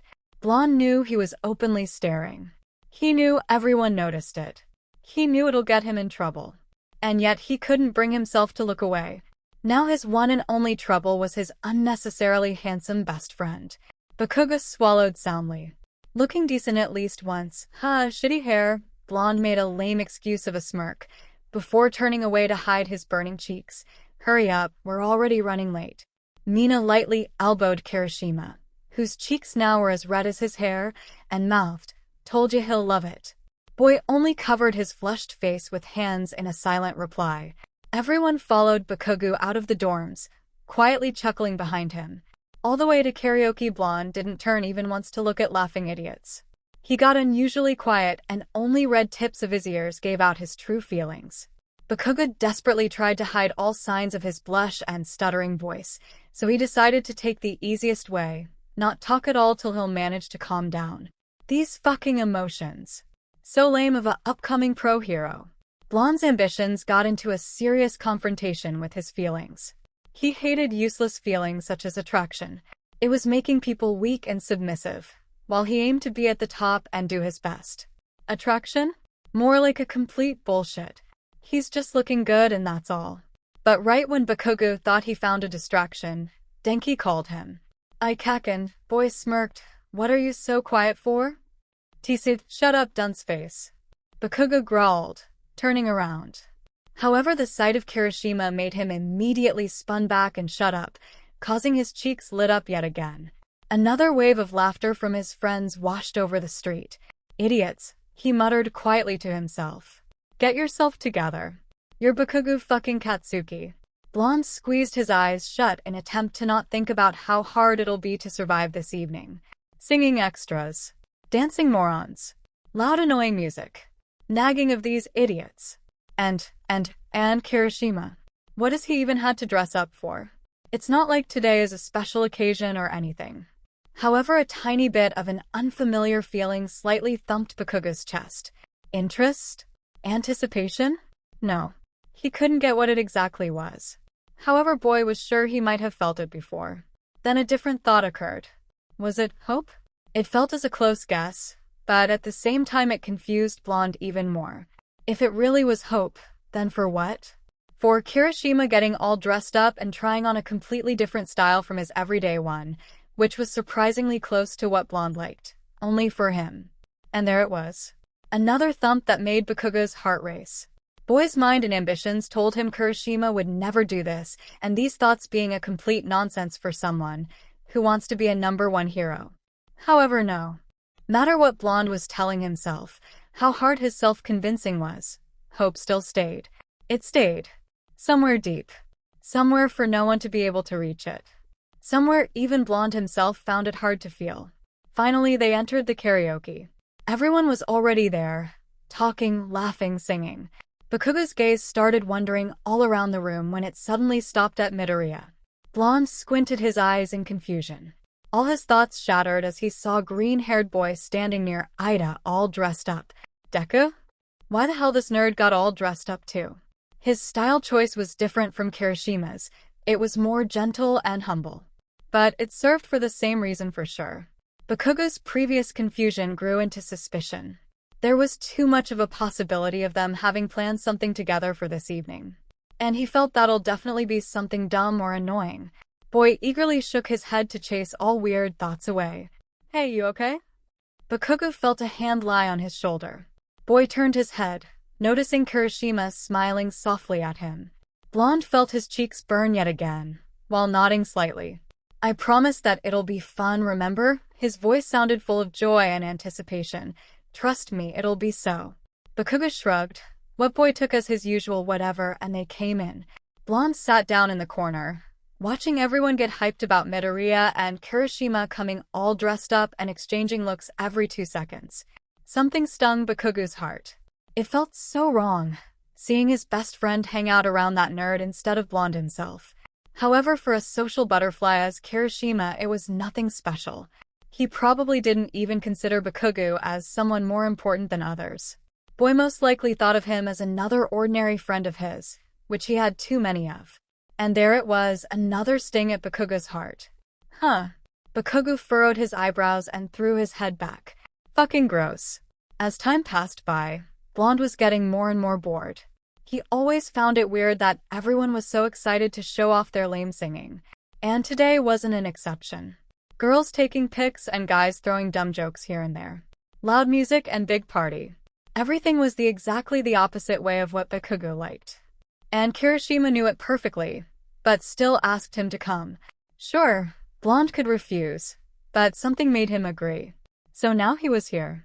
Eyes wandering around and him waiting for something that his best friend promised to be fun. Boy's attention got concentrated all over Kirishima every time he passed by or sang.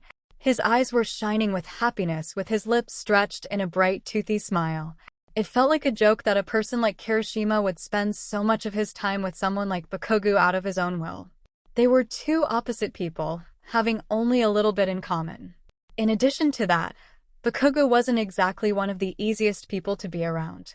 However, even now, while singing or talking with others, his friend managed to give a soft smile to Bakugo, coming up to him every now and then.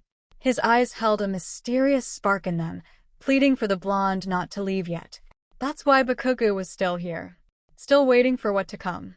And it eventually started.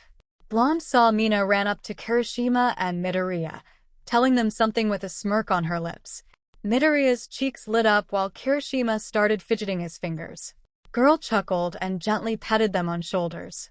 She threw another phrase that Bakugo couldn't hear, and boys nodded, exchanging nervous looks. Mina walked up to Todoroki right after, pointing to the different seat. What the hell is this all about? Blonde bit his lip, getting lost in countless guesses. Bakugo. Denki waved his hand in front of Bakugo's eyes. Huh. Blonde looked up. What now, Sparky? Come sit closer. Boy gestured to his right and winked. Just for now. I guess this is what shitty hair talked about. Bakugo let out an annoyed sigh, but did as was told. Well, let's see how it goes. He chuckled lightly, lips curving in a smirk. Mina walked up to the boys with a sly smile playing on her lips. She threw arms around their shoulders. I'm almost jealous of you, she giggled and sang out, Our lover boys. Kirishima sighed.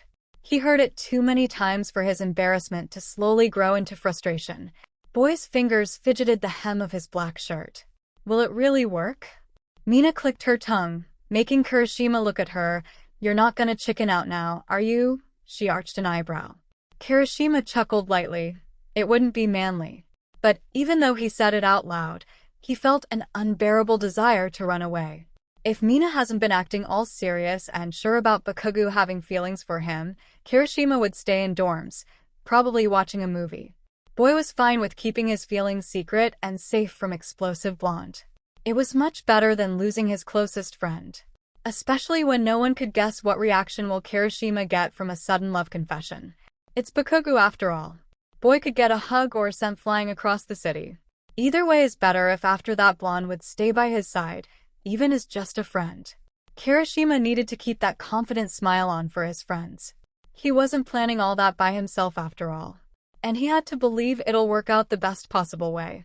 Kirishima knew how well Mina could read through his facade, but he knew how she won't say anything with others around even better. However, it didn't mean that he won't get hundreds of texts or lectures later. Kirishima felt emotionally drained for past few weeks. Listening to Mina's nagging after his failed attempt to talk to Bakugou about his feelings. Reading hundreds of her texts with new ideas that were supposed to help him in his messed up love life. And after all that he's here in karaoke. Keeping a bright smile on was much harder than it was before. If Mina and others were right and Kirishima was that oblivious to not notice his best friend's feelings, then this evening might become the best one in his entire life. But what if they weren't? He felt his chest tighten. All this work will be done for nothing. Or even worse. That's my boy. Mina's voice brought Kirishima back to reality. She read through him, knew he was scared, but her eyes were saying, I believe in you. Now, girl only had to do her best for keeping both of their spirits up. And she knew exactly what to do. Mina's lips stretched in a pleased grin and she ruffled his hair. You owe me lots of snacks later. I stop. Kirishima chuckled and brushed away her hand. Relax, she whispered and gave him a wink, before turning to Midoriya. What about you? Ready. His eyes widened now. He glanced at Kirishima. Boy nodded with a wide grin and Midoriya's cheeks lit up. He thought all possible outcomes through multiple times, trying to find solutions for the worst ones. Was that too much? He thought about that too, but thoughts kept on flooding his head. Midoriya returned a light smile and glanced at Todoroki. Boy was talking to Uraraka. She smiled widely, gesturing emotionally here and there. Girl stood on tiptoes and whispered something, giggling and pointing to a place not far from Bakugou. Midoriya saw Todoroki nodding, visibly confused. Right, girls already took care of everything, he mumbled to himself and sighed in defeat. They'll have to do it. Now. Midoriya. Mina called Boy softly, attracting his attention. It's gonna be alright, she smiled, patting him on the back. Her eyes traveled through the room and stopped at Todoroki. Mina was silent for a few moments and added quietly, after all you're the one who doesn't need to worry about anything. Midoriya bit his lower lip. It was true. Todoroki was much more predictable and easier to deal with than Bakugou. And if everyone was right about him, then Boy truly didn't have anything to worry about. Although Midoriya felt like Mina didn't mean to let him hear that brief thought of hers. When girl turned back to him, Midoriya smiled. Yeah, it will, he replied shortly, not mentioning the last thing she said. Now, go and get your men already, she chuckled, shoving 2 microphones into their hands. Boys threw a couple of jokes, earning light kicks on their backs. They chuckled and walked off. Kirishima watched her calling up Uraraka and openly giggling about something that he definitely didn't want to know. Boy took a deep breath, calming his nerves down. You got it. Be manly. He stopped and turned to Midoriya. Today, Kirishima smirked and stretched out a fist together. Midoriya saw a spark in Boy's eyes and smiled back. Let's do it. Boys bumped their fists together and nodded to the girls, who were waiting for them to get ready. They made their way in front of Todoroki and Bakugou, trying not to lose all their confidence here and now. Kirishima glanced at explosive blonde and gave him a shy smile. For his pure surprise, he didn't look displeased or that he wanted to leave. Bakugou tilted his head in confusion, arching an eyebrow. I bet he thought what the fucking hell, just now. Kirishima snickered and looked at Midoriya. Boy's cheeks were redder than ever, and eyes darted every possible direction but Todoroki. We're a mess. Kirishima bumped him lightly on a shoulder and mouthed, we're screwed, making both of them laugh. Yeah, you. Boys heard Uraraka and Mina scream and Somebody to You started playing. Familiar upbeat melody made them relax. Kirishima looked at Mina smiling brightly. She swung her arm around Denki's shoulders and screamed, "Yeah, you." Again, both of them pointing at him. A wave of warmth washed over Kirishima. No one knew the outcome of this, but they made it feel like something wonderful was coming. 𝗧𝗏 stood beside them, chuckling at two already celebrating idiots. They all were always there for Kirishima, always hyping him up, and today wasn't an exception. Kirishima grinned widely at his friends and sang first lines. He wasn't the best singer for sure, but spent countless hours singing in his room before. Bakugou often teased him for that, but never mentioned Kirishima's singing being bad. Boys smiled at the thought and felt another little boost of confidence. He looked at Midoriya, swinging his hips lightly and bobbing his head to the music, waiting for his turn. Kirishima could tell he was enjoying the moment. His smile grew wider. He wasn't the only one feeling it. He wasn't alone. Midoriya grinned at him and took over the next part of the song. "And then you caught my eye," he sang, eyes sliding from his friends to Todoroki. Kirishima took a free moment to glance at Bakugou. His heart thumped in his chest, cheeks burning. Everything felt surreal. Kirishima's eyes found Blonde's ones. If there were any doubts about his decision before, now they all disappeared, drowned in that beautiful bright red color. Kirishima's sight traveled from Bakugou's eyes to his lips, neck, chest. He wished every part of explosive blonde could be his. And now he had a chance to make this wish come true. Kirishima slid a hand through his messy hair, eyes sparkling with joy. "Look at me now, I'm falling," he sang, with all feelings kept secret for months finally finding their escape, making him feel weightless. Closing his eyes, Kirishima let his voice flow free. One verse after another, boys enjoyed this evening. It was their evening. Everyone sang with them, dancing and clapping to the beat. Boys looked at each other, eyes shining with pure joy and excitement. The moment was coming. The moment they've waited for. They should feel scared or unsure, but they don't. Singing made them relax and go with what their body was telling them. Midoriya gave Kirishima a wide smile and finished his last line. They heard girls scream now. "We're gonna do it." Pride filled Kirishima's chest. A few more seconds and he will lift this heavy feeling off his shoulders. Feeling of keeping his own feelings in secret for months. Boys smiled brightly at their friends and met Todoroki's and Bakugou's eyes, hearts beating faster and faster. They let air fill their lungs and emotions run through their mind. "'Cause all I wanna be, yeah, all I ever wanna be is somebody to you," they sang out together and pointed at bemused boys in front of them, giving them toothy grins. "We did it." Boys heard everyone clapping and whistling. They steadied their breath for a second and gave each other a high five. "Good luck to us," Kirishima mouthed, putting down his microphone. He cleared his throat and made his way to Bakugou. Midoriya nodded and followed his movements, coming up to Todoroki. Todoroki usually wasn't the type to show many emotions, but now boys' cheeks burned red, eyes darting all over Midoriya. Midoriya stopped right in front of him, sitting down on one knee. It looked silly, but boys didn't come up with anything better. Well, better than nothing, as Mina addressed it. Midoriya let out a quiet, nervous chuckle. With every second, realization of what he was going to say filled his head, anxiety running through his body. He exhaled, cooling his mind, and met Todoroki's eyes. Those beautiful eyes. Midoriya slowly reached out his hand. "I like you, Todoroki," he said softly, feeling his cheeks burn. Boy's heart was running laps inside his chest. Midoriya saw Todoroki's eyes sparkle as Boy gently took his hand and pulled both of them up. He lightly squeezed Midoriya's hand and smiled. "I like you too, Midoriya." Words left his lips with eternal softness. Todoroki put a hand on Midoriya's cheek, making Boy look him in the eyes. "I do for quite some time now," he said and gave Midoriya a light peck on the cheek. Midoriya's eyes widened as cheeks turned ever redder. Sure, he was hoping for some kind of positive reply, but this wasn't even in his deepest fantasy for this night. He stood mind blown while Todoroki let out a light chuckle. "Cute," he breathed out quietly. Yes, the same Todoroki, who was known for being emotionless, with indifferent expression on his handsome face most of the time. Midoriya's eyes stung with coming tears of joy as he buried his face in taller Boy's chest, hugging him tightly. He did it. He made this evening the best in his entire life. Uraraka and 𝐎𝐩𝐲 were the first ones to run up to them with bright smiles and loud congrats.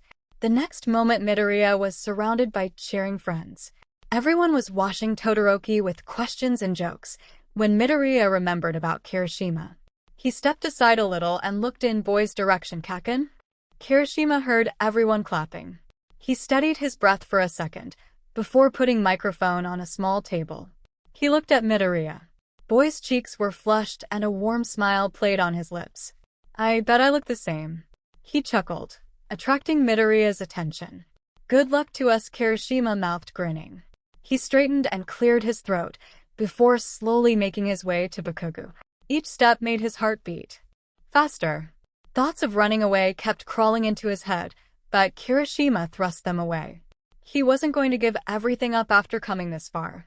He thought of every possible outcome and prepared himself even for the worst ones.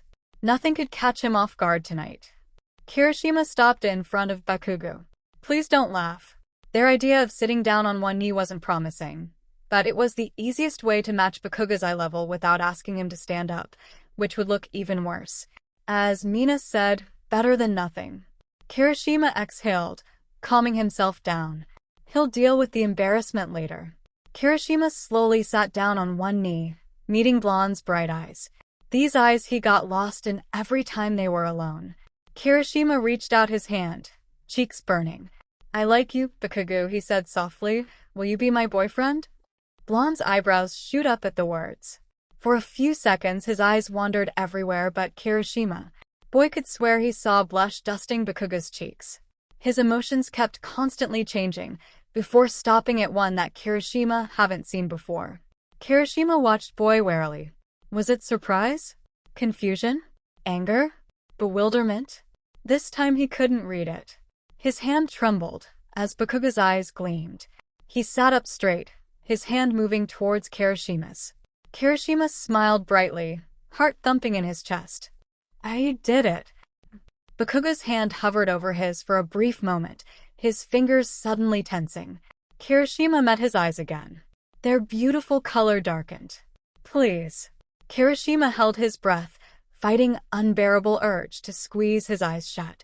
His smile weakened, but didn't yet disappear, hope still burning. Next seconds were a blur. He heard familiar crackling, followed by quick footsteps not far from him.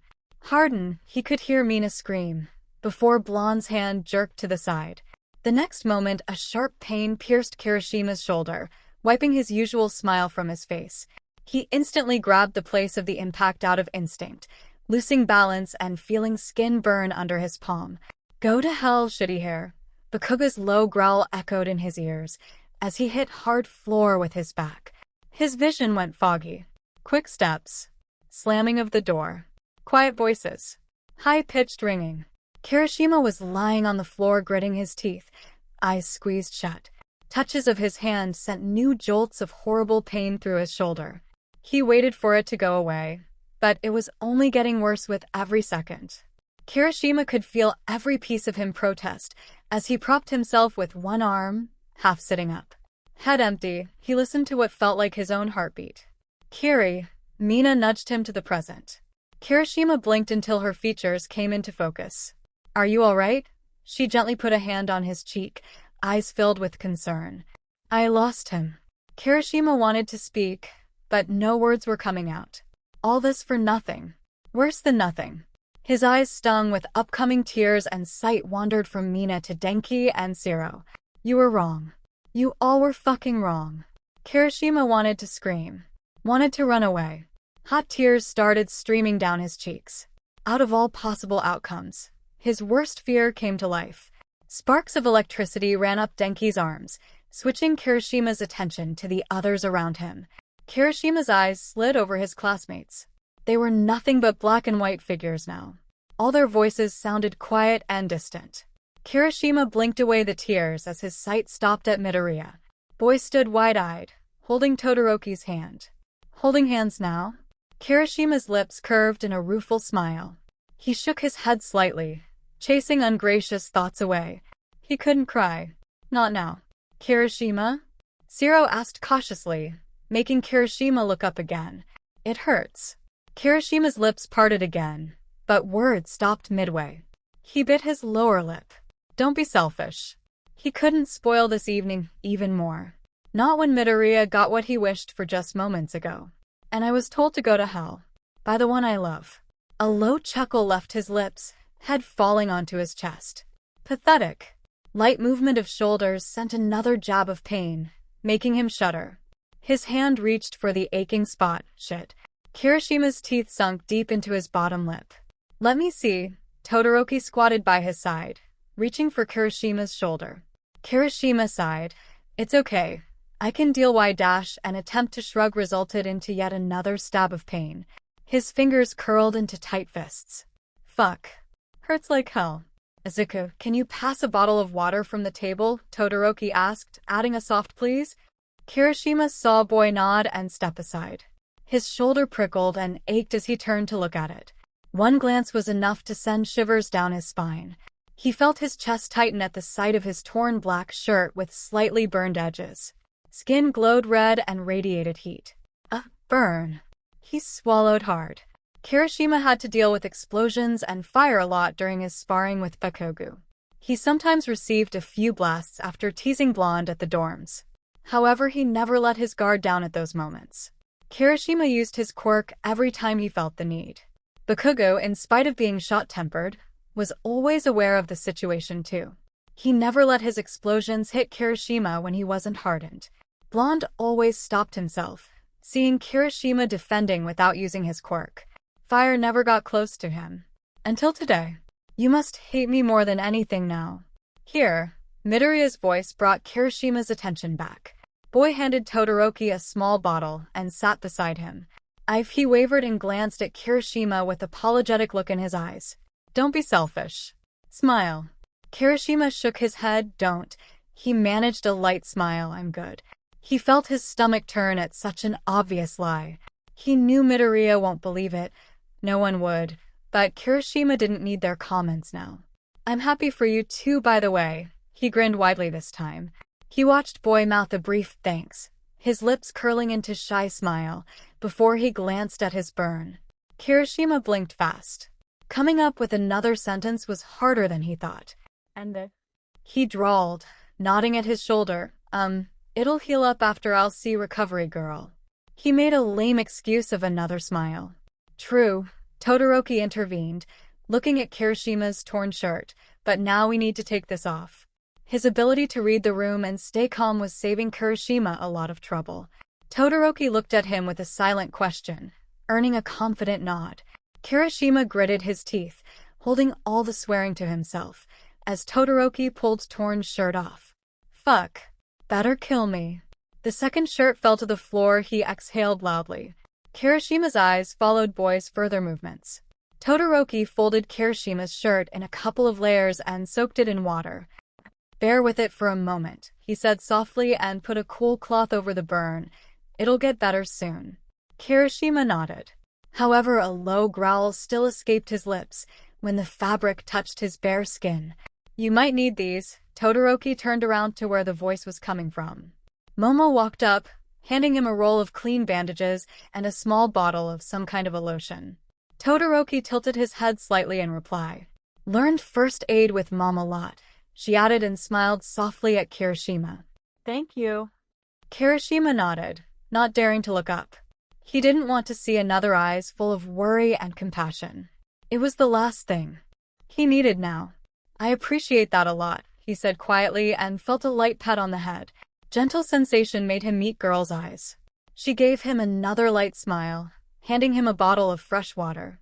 I owe you a cup of coffee later, he chuckled. No need, Momo giggled, but I'll remember that. She winked and walked up to other girls. I owe more than a coffee, though. Kirishima looked at the bottle and took a couple of big sips. He was too preoccupied with his brief chat with Momo to pay attention to Todoroki. Pain seemed to ease. Kirishima looked at the boy, who was unrolling one end of the bandage. Kirishima wanted to say, but Todoroki interrupted. It's nothing, he met Kirishima's eyes. Raise your other arm a little bit. Kirishima obeyed silently. He waited as Todoroki was wrapping bandage around his shoulder. It wasn't tight. Kirishima could move freely without feeling that much pain now. Todoroki tied a note and pulled away. He eyed his handiwork and nodded with a pleased, almost unnoticeable smirk. Should be good. Thanks. Really? Kirishima gave him an apologetic smile and added, saved me here. Todoroki chuckled. It's nothing. He helped Kirishima stand up and looked at the bandage once more. Kirishima, Denki called his friend softly, making Kirishima turn around. He held up his hoodie. Bad idea to go out like that. Denki gave the best trying to act like everything is alright smile. Kirishima rubbed the back of his neck, not sure how to respond to that joke. Worry was written across Denki's face. Thanks man, he said simply. He tried to pull it on, but a jab of dull pain made him stop. He wavered. Right. Help. 𝗧𝗪 arched his eyebrow. Might use some, Kirishima laughed. 𝗧𝗪 helped him get into the hoodie. He looked at Kirishima, his lips parting, but said nothing. His expression said everything he couldn't though. It's fine, Kirishima bumped his shoulder, but y'all owe me a game night. He looked at Denki and Mina. It was unnecessary, but nothing else came to his mind. Now all he wanted was to get away from everyone and set his suffocating emotions free. His eyes wandered over his classmates one again. Kirishima was thankful that most of them didn't say anything. Probably they didn't even know what to say. Kirishima turned to where Todoroki and Momo stood and bowed. Thank you so much. He earned yet another, it's nothing, and turned around. Let's get out of here. Kiri, Mina started, but Kirishima didn't let her finish. I need some fresh air, he said simply. Almost forgot. He sighed and turned around to meet Midoriya's eyes. Smile. Congrats again. We gotta celebrate after. At our spot, he grinned and watched Boy flush, nodding fast. Wait. Mina wavered, watching Kirishima open the door. What did go to hell? Kirishima said and felt his heart ache. Was exactly what he said. He heard her quiet gasp as the door slowly closed behind him. It's been a great day. Chapter text. Door closed with a light thud, leaving Kirishima standing alone in a quiet hallway. Go to hell. Words echoed in his head, making his heart ache. World around him crumbled to pieces. Eyes stung with upcoming tears. Kirishima's fingers slid through his messy hair. Shoulder throbbed at the movement, sending a nasty sensation through his arm and neck. Go to hell, Kirishima whispered, feeling sick. He hates me now. Thought pierced his chest with a sharp pain. Kirishima leaned against the wall behind him, hot tears now running down his cheeks. He wished everything to be nothing but a bad dream. However, it wasn't. Everything felt too real. Pain felt too real. Clock on the wall counted minutes passing in silence. Only Kirishima's quiet sobbing filled the hallway, interrupting it. Go to hell, he snickered, looking up at the ceiling. Who was I to get my hopes up? Kirishima's shoulders sunk low, question hanging in the air. But what is there about me for Bakugou to like anyway? I'm hardly over the average. His hand slid down his cheek. I'm not too handsome or strong. I'm not as smart as him. Not even close to start with. His lips curved in a rueful smile. Kirishima tried his best during their study sessions, but wasn't getting any better. At least he didn't feel so with Bakugou constantly cursing him for making mistakes. I'm not even that great of a hero. My quirk? Kirishima looked down at his hands. He hardened his fingers, eyes sliding through the pattern it made on the skin.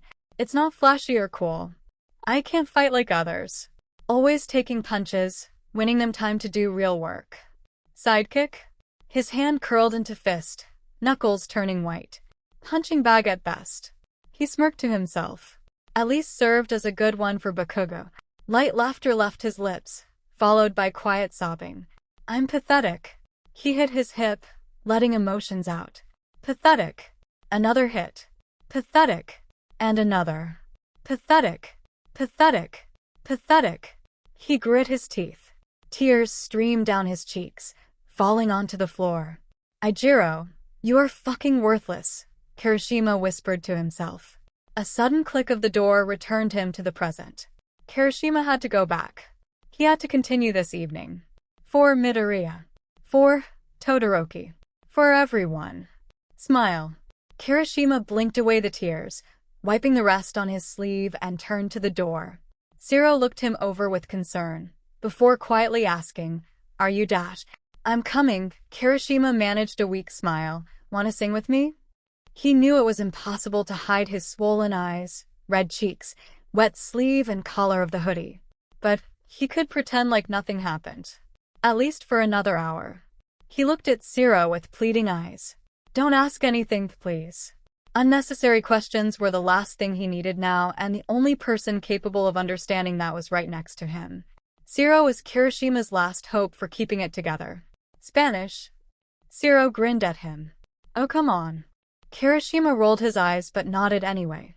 "Language mix it is then." 𝗧𝗏 winked and ruffled his hair as Kirishima strolled past him into the room. "Thank you." Kirishima smiled and threw a playful "stop it" at the friend. Everyone fell silent the moment they appeared at the entry. Kirishima glanced at 𝗧𝗏, earning a confident nod. "Where are mics?" he asked, throwing his arm over Kirishima's shoulders. "Turn to Neron." He said a quiet sorry at the friend, hearing him wince from the touch. Kirishima pushed him with a hip and made his way to a small table. "Catch," he threw 𝗧𝗏 one of the microphones. "Vamos." 𝗧𝗏 laughed, running up to the center of the room. "Let's have some fun." Kirishima joined him a second later with a bright smile on his face and another microphone in his hands. He tried not to look at other classmates. He was scared to catch one of those concerned looks again. Instead, Kirishima concentrated on the music and 𝗧𝗏's movements. "Yesa, ¿quieres dinero? Lo siento, no tengo." 𝗧𝗏's voice flowed softly but lively. Kirishima felt himself relaxing and sang along. They laughed and danced around, lighting up the mood in the room.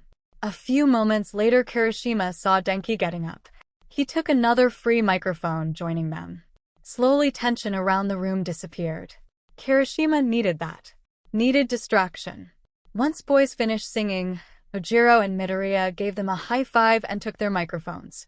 Kirishima hoped to get some water, but Midoriya caught him by the hand. "Sing with us," he smiled. Kirishima nodded, grinning. Boys chose a new song and kept the evening going. Soon light chatter and laughing started filling up the room again. It seemed like evening just started, except everyone was looking a little bit wary. But even this feeling vanished after a couple of minutes. Kirishima's throat was dry, but taking a break wasn't an option, especially when he noticed Midoriya exchanging glances with Uraraka. Girl nodded and whispered something to 𝐒𝐻𝐸. "It isn't good." Kirishima chuckled lightly, meeting Uraraka's eyes. After song finished, girls came up, hugging Kirishima around the waist and asking to sing with them too. He sighed with a smile. Refuse isn't an option? They giggled and turned another song on. About 2 hours later, happy but tired, everyone walked into the dorms. Kirishima watched classmates make their way to the rooms, still keeping light chatter going. He congratulated Midoriya and Todoroki once more, before turning to the stairs. Denki was the first one from their small party to leave. He gave Kirishima an apologetic look, but said nothing, seeing him smile in reply. Kirishima knew what he wanted to say, but that wouldn't do any good. The hardest part was convincing Mina to leave. She was his best friend, but sadly the worst person to stay with right now. She took this evening events as her fault and made it clear to Kirishima. He wasn't ready to hear any apologies, possible ways to fix the situation, or "it's gonna be alright" from her. After all, even if it was her and Denki's idea, Kirishima was the one making final decisions and going for it. So he stayed quiet, hoping for 𝗧𝗏's help. "Give him some space." Kirishima heard 𝗧𝗏 quietly tell Mina, "There's always tomorrow." "Thank you." He smiled to himself. Mina sighed, nodding and saying her goodbyes, before making her way to the room. She possibly threw one more glance in Kirishima's direction, but he didn't want to see it. Now Mina was only a reminder of what happened just a few hours ago. A wave of uneasiness washed over Kirishima, making him remember every little detail of this evening. "Let's go," 𝗧𝗏 said, attracting his attention. However, Kirishima didn't look up. He only nodded and started walking. 𝗧𝗏 accompanied Kirishima up to his room, pausing near the door. His eyes were following friend's movements as he waited. Kirishima pushed the door open and walked inside. He didn't say anything and hoped for 𝗧𝗏 to decide what will be better now. When Kirishima heard his approaching steps and a light thud of closed door, he turned around. In the darkness of the room, he felt safer. Felt free from pretending. Kirishima's eyes got used to the darkness and found 𝗧𝗏's ones. Well, he started, voice shaking, been a great day. Kirishima paused for a moment, feeling his chest tighten. It was getting harder to breathe. His arms slid around his waist. Can't wait for tomorrow, Kirishima added, before falling to his knees, tears streaming down his cheeks. The next second 𝗧𝗏 rushed to Kirishima, hugging him. He tried not to touch his burned shoulder, to not cause any pain. 𝗧𝗏 gently stroked Kirishima's back, not saying a word. They both perfectly knew how no words were able to make it better. No one has ever noticed it, but 𝗧𝗏 was closer to Kirishima than even Mina. He knew what his friend needed the most now and what he had to do. That's why 𝗧𝗏 let him cry out, before starting to talk. Let it out, he said softly, I'm here. Words immediately hit Kirishima's head, making his last bit of self-control break. He shivered and screamed into 𝗧𝗏's shoulder. Sobs grew louder. 𝗧𝗏 pulled him closer. It's okay. Let it all out, he whispered. He knew Kirishima well enough to understand how he felt. If Kirishima genuinely cared about someone, he put all his soul and heart into them. No explanation needed for what must have been happening when he was in love. And today he not only was rejected, he got a bad burn on the shoulder, and was told to go to hell.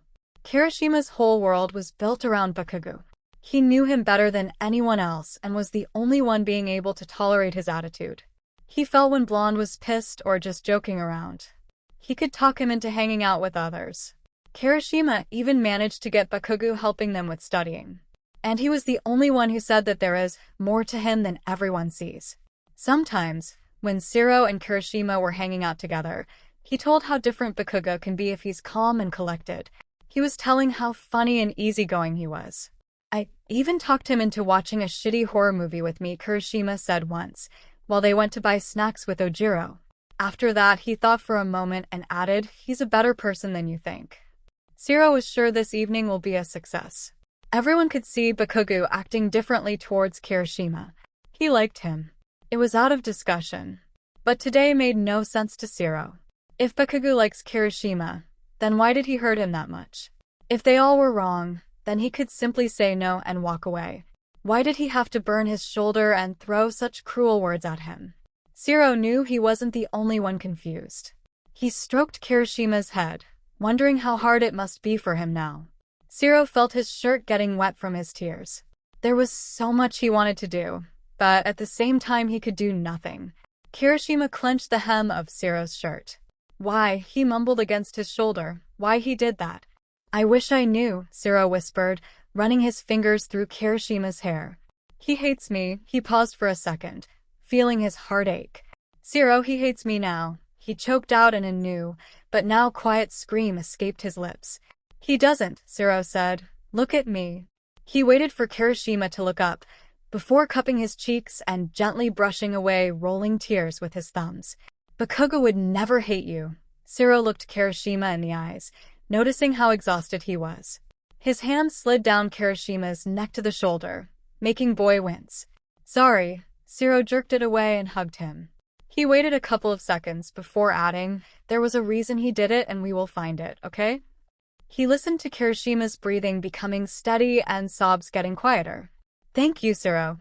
Kirishima whispered as exhaustion took over, and he dozed off, leaning onto 𝗧𝗏's shoulder. It's gonna get better, 𝗧𝗏 said quietly, I promise. He wiped last tears from Kirishima's cheeks and gently picked him up.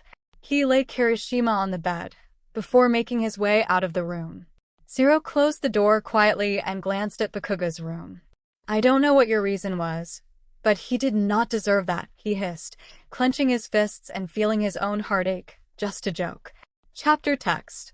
This is bullshit. Bakugou kicked a rock with his foot, sending it flying into a nearby tree.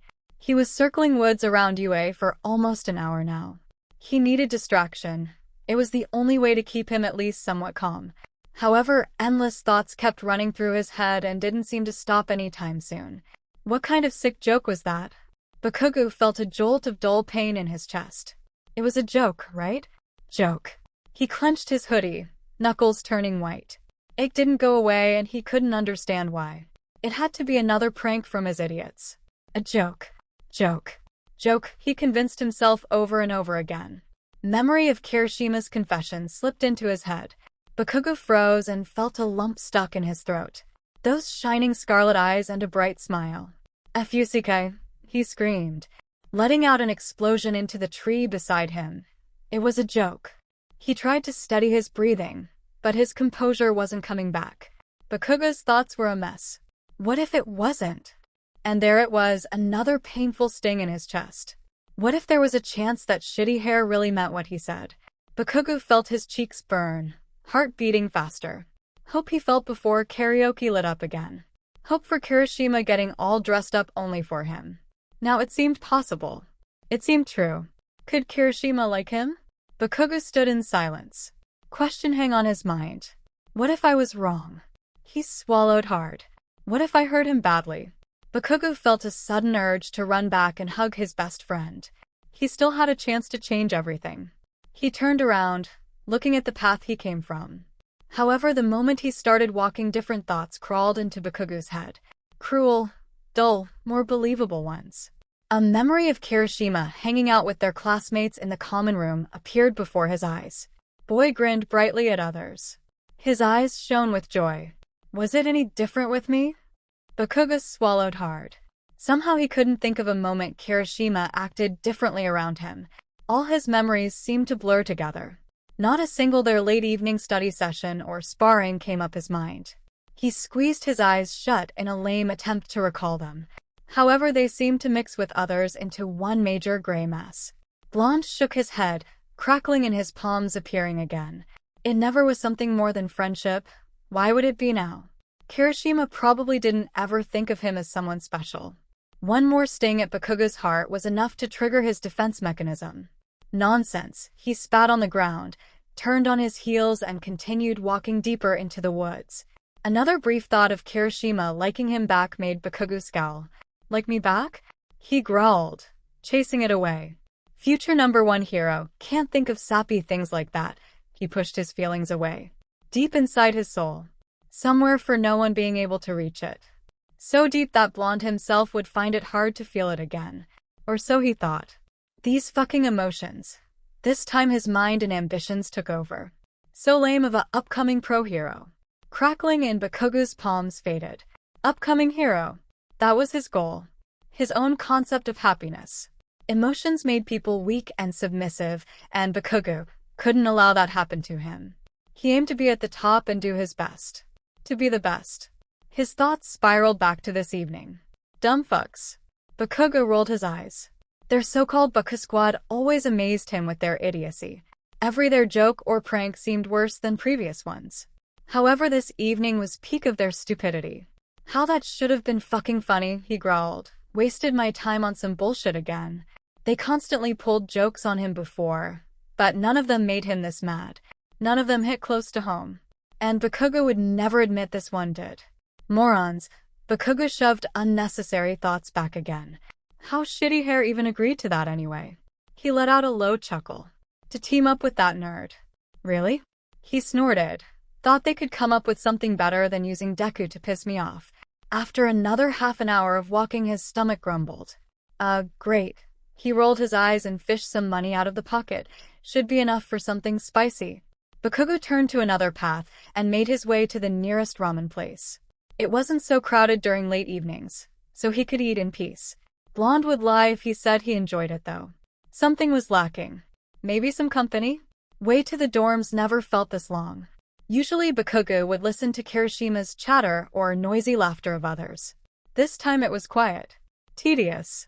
It was already dark when he opened an entry door. Blonde glanced around the common room. It was dark inside, but since someone has left the TV on, he could see a couple of cups standing on the table. Everyone seemed to be already asleep or hanging in their rooms. Couldn't they at least clean up after themselves? Bakugo clicked his tongue, turning off the TV and tossing cups into the sink for someone else to clean tomorrow. 𝗧𝗵𝗲𝗅. Bakugo came up the stairs, pausing for a moment. His eyes froze on Kirishima's door. He felt his stomach lurching. It was a joke, right? He bit his lower lip. It must have been. Blonde shook his head and walked up to his room. It was way past his usual bedtime. Bakugo yawned, taking his hoodie off. It flew onto his chair along with sweatpants. He glanced at the clock on the desk. But notebook with something like a sticky note on it caught Bakugo's attention first. He tilted his head in confusion. He wanted to come up to the desk and take a look, but another yawn stopped him. Bakugo was too tired to care, at least for now. A few minutes later, he crashed on his bed, wanting nothing but a good sleep. This night had different plans for him, though. The moment he closed his eyes, questions filled his head over again. What happened today? What will happen tomorrow? Was he right and it was a joke? Was he wrong? What if he hurt his only best friend? Clock counted minutes as Bakugo's eyes traced lines between his posters on the wall. He couldn't sleep. If he didn't run away from karaoke, all his questions would have been answered. I ran. Blonde growled. I fucking ran away. Not a single fight or villain made him run. And despite that one stupid joke did. The only thing left for him now was wait till tomorrow comes. His eyes slid to his phone. What did they do all this time? Bakugo's phone stayed silent since the minute he left karaoke. He sighed and took it from the bedside table. Screen lit up, making him frown. Bakugo let his eyes adjust to the light and opened the squad chat. He scrolled through their latest messages. He wasn't sure what he was looking for, but he didn't find it anyway. No new messages were seen too, so he switched to his private chat with Kirishima. Bakugo texted a short "you sleeping?" without thinking. Fingers hovered above send button for a second, before he deleted the message. What would he say after? Probably nothing. Time on the screen switched from 0:39 to 0:40. Bakugo sighed. He should have been asleep hours ago. It was weekend, but it didn't mean he could ruin his sleep schedule. Blonde threw his phone back to the table, before turning to face the wall. He tried to close his eyes, but sleep wasn't coming. Pictures from this evening appeared on his mind, sending him back to karaoke room. A nasty feeling settled in his chest. Bakugo couldn't remember a couple of moments from the evening. It was almost like someone deleted them from his memory. Blonde was mindlessly tracing infinity signs on the wall with his finger when a sudden noise caught his attention. Bakugo scooted closer to the wall. His curiosity spiked up. He chuckled, feeling like a kid, bringing his ear to the wall. Mumbling. Light footsteps. Shuffling. Isn't it like 1 a.m.? Bakugo furrowed his eyebrows. More footsteps followed by something falling on the floor. Gut feeling was telling Bakugo to go and check on his friend, but at the same time this evening's events held him back. He heard Kirishima's door squeak open. What this idiot is up to? Kirishima's footsteps were rushed. It felt like he was trying to get out of his room as fast as he could. Bakugo bit his cheek. What the hell? He listened to the door being locked and boy flying down the stairs. Bakugo got up and slowly walked to the door. He glanced around the hallway, before making his way to the big window at the end of it. Blonde looked down at the wide entry stairs outside. Kirishima came out of the dorms and sat down in the middle. He leaned against the railing, his body visibly relaxing. Really? Bakugo scowled. He watched Kirishima for a couple of moments. If boy wasn't sitting so peacefully, Blonde would think he's waiting for someone. However, Kirishima did nothing special. Bakugo clicked his tongue. Weirdo. His eyes lingered on Kirishima a little longer, before he returned to his room.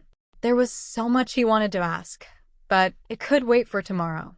Now he needed sleep. Kirishima ran through gloomy streets, heavy footsteps getting closer with every second. Kirishima glanced back. His eyes widened at the sight of a huge monster. Villain's body was shaped from thorny vines. His eyes gleamed dark gold. Kirishima wanted to fight, but his quirk was no use now. He wouldn't stand a chance against vines. Please, someone help, he screamed, hearing growling rise behind him. He prayed for a pro hero to be somewhere near. Someone who got a more suitable quirk. Someone who could fight long range. Kirishima's eyes filled with horror as he felt something touch his leg. A vine spiraled up his ankle, pulling him down. Kirishima hit cold ground, inhaling sharply. The next moment he was being dragged around the corner into a dark, narrow street. Fuck. Please. Someone, he cried out, clawing asphalt with hardened hands. Kirishima gasped as he suddenly got raised from the ground and thrown into the wall. Everything around him went black. His knees stung, hands shivered. He slowly propped himself to a sitting position, his body aching in protest. Kirishima glanced around him. Growling of the vine villain seemed to disappear. He was alone in a pitch-dark room. Kirishima buried his face into his knees. He wished this to end. Someone to save him. Kirishima cursed himself for being weak, when a painfully familiar voice rung above him. "Isn't it Kirishima?" Someone laughed. Kirishima's head jerked up. He was met with a cold glare of a young boy. Red Riot himself. Boy pointed at him with a finger, attracting attention of people around them. It was the same boy Kirishima miserably failed to save in middle school. "Or should we call you copycat?" Laughter rose, echoing around the room. "Still can't fight, can you?" Kirishima's eyes studied those around him with horror. Cold shiver ran up his spine at their familiar faces. They all went to the same middle school with him. Kirishima wanted to speak, but voice seemed to have left him. "You were so proud of that quirk of yours." Girl giggled. "What happened?" She leaned forward and faked a concerned look, before her lips stretched in a smug smile. "Don't be rude. Can't you see an upcoming pro hero here?" Another boy mocked. His eyes wandered around Kirishima for a second, before he arched an eyebrow. "Oh wait, I can't see him too." More and more voices kept joining in. "You should copy another pro hero this time," someone from the crowd teased. "Could help you gain some confidence, maybe fat gum?" More laughter followed. Each word felt like a heavy bullet shot into Kirishima's head. He bit his lower lip. His head dropped onto his chest. Kirishima looked at the ground, avoiding eye contact with those around him. His eyes widened at the sight of his own reflection, instead of gray asphalt. Coal black hair framed his face and his long-healed scar was now bleeding. Scarlet droplets of blood fell onto the surface under him, mixing in with darkness. "Oi!" Shitty hair, voice made Kirishima look up again. Bakugou stood in front of him with a wide smirk on his lips. "You really thought someone like you could stand by my side?" He snorted. "You had some confidence there, I must admit." Blonde leaned closer, eyes burning red. He grabbed Kirishima's chin, fingers digging into his jaw. "Pathetic," he spat. "You can't even fight some sluggish villain." Punching bag. Bakugou's fingers heated, burning Kirishima's skin. Kirishima pulled away and felt his eyes sting with tears. "Please stop," he sobbed, fingers curling into fists. "Make it stop." He screamed, but his voice could barely be heard. Bakugou straightened and grinned even wider. "What was that?" He laughed, every sound painfully stabbing Kirishima's chest.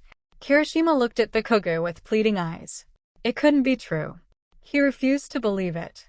Suddenly Blonde's expression changed. "I can't stand you," Bakugou growled. "Go to fucking hell." An explosion thundered in the air. "Wait." Kirishima screamed, but instantly felt burning heat crawl into his lungs. He couldn't breathe. "Wait." Kirishima sprung up in his bed, his hands flying to his neck out of the instinct. He panted heavily, cold fingers digging into his skin. Vision went in and out of focus. Tears streamed down his cheeks. Burning sensation in his lungs slowly turned into stinging of the skin under his palms. Kirishima jerked his hands away, them lifelessly falling onto the sheets. Kirishima felt a lump stuck in his throat as his hardened fingers came into focus. He sprung up, throwing Denki's hoodie off to the floor and striding to the bathroom. Fuck. Fuck. Fuck. Fuck. Kirishima looked into the mirror, eyes studying his neck. Skin was covered in red scratches and a few cuts. Damn it, he hit the sink. Kirishima didn't have nightmares like this in a long time now, and he thought they'll never return. He slid down on the cold tiled floor. Kirishima tried to disable his quirk, but couldn't get a hold over his emotions. Fucking hell, he sobbed, hitting the floor again. Kirishima's burnt shoulder ached. Head felt heavy, skin on the neck stung. Room was stifling. "It hurts," Kirishima choked out, feeling salt of his own tears on the tongue. "Stop it, please." He could deal with karaoke consequences. In fact, he thought everything will work out eventually. However, he wasn't prepared for the weight of memories from the past come crushing onto him at the same time. It was too much to handle. Kirishima wiped running tears with his hand and slowly stood up. He didn't want to stay here any longer. He needed fresh air. Kirishima's body trembled, but hardening was gradually fading. He came up to his bed. He felt sick just by looking at it. Falling asleep was the last thing he wanted right now. Kirishima changed into his old black hoodie, ignoring the jolt of pain in his shoulder. He grabbed his phone from the desk and pressed the side button. Its screen lit up in the dark and Kirishima's eyes froze on the picture of Crimson Riot. "Still can't fight, can you? Copycat." A few stray tears fell onto the screen, blurring the picture. Kirishima squeezed his phone, knuckles turning white. "Great timing," he growled and threw it back on the desk. Phone slid down the wooden surface and fell on the floor. Kirishima saw low battery sign lit up, before it turned off again. "Fuck," he exhaled and a low chuckle escaped his lips. For some reason it seemed funny how Kirishima lived peacefully for years, and all it took was one moment to trigger his worst memories. One moment to push him into the darkness. He needed to get out of here. Kirishima turned on his heels and rushed to the door. He locked it with trembling hands, however was scared to let go of the handle. "Don't look. Don't look. Don't look." But he did. Kirishima's eyes slid to Bakugou's door and his whole body stiffened. "You can't even fight. Punching bag. Go to fucking hell." Kirishima's vision blurred again. Several tears rolled down his cheeks. His head ached. He turned around and ran down the stairs. Each step he took felt heavier than the other. Kirishima swung dorm entry open and flopped down in the middle of the stairs. Cool air brushed his wet cheeks, slowing down his heartbeat. He leaned onto the railing, body relaxing into the cold of the night. Kirishima shivered. He didn't know what to do or where to go now. Somehow everything lost its sense. "Can I be a hero?" Kirishima hardened his hand. His eyes traced countless lines his quirk made on his skin. Quirk that is useless half of the time. "I can't fight long range," he breathed out, turning his hand around and moved his fingers. "I don't have speed, strength, or a cool weapon. I always need help." Kirishima let out a shaky sigh. "I'm no good for a hero." He chuckled, wiping away the tears. It wasn't the first time he questioned his abilities. The only thing that kept him going was that he got into UA. "Come to think of it," Kirishima's voice became quieter, "I never really got a chance to prove myself." He bit his lower lip. Feelings flooded his body. Hits of Ojiro's tail, heat of Bakugou's explosions, cold of 𝗧𝗧𝗧𝗧's steel. All sparring sessions, classes. Kirishima swallowed hard. "I got beaten up." He squeezed his eyes shut as a memory from this week slipped into his head. "Is that all you got?" Kirishima smirked, changing his defense position. "You have a death wish or something?" "Huh, shitty hair." Bakugou's voice thundered along with explosion. Kirishima knew he didn't stand a chance against his best friend, but increasing endurance of his quirk with Bakugou's help sounded too appealing. Another explosion hit his body, smoke getting in the way of his vision. Kirishima's eyes darted around in attempts to spot Bakugou, but he wasn't fast enough. One hit to the gut, followed by a harder one in his head. The next second Kirishima's back hit the ground. "Damn," he choked out and heard his friend chuckle. "Told ya."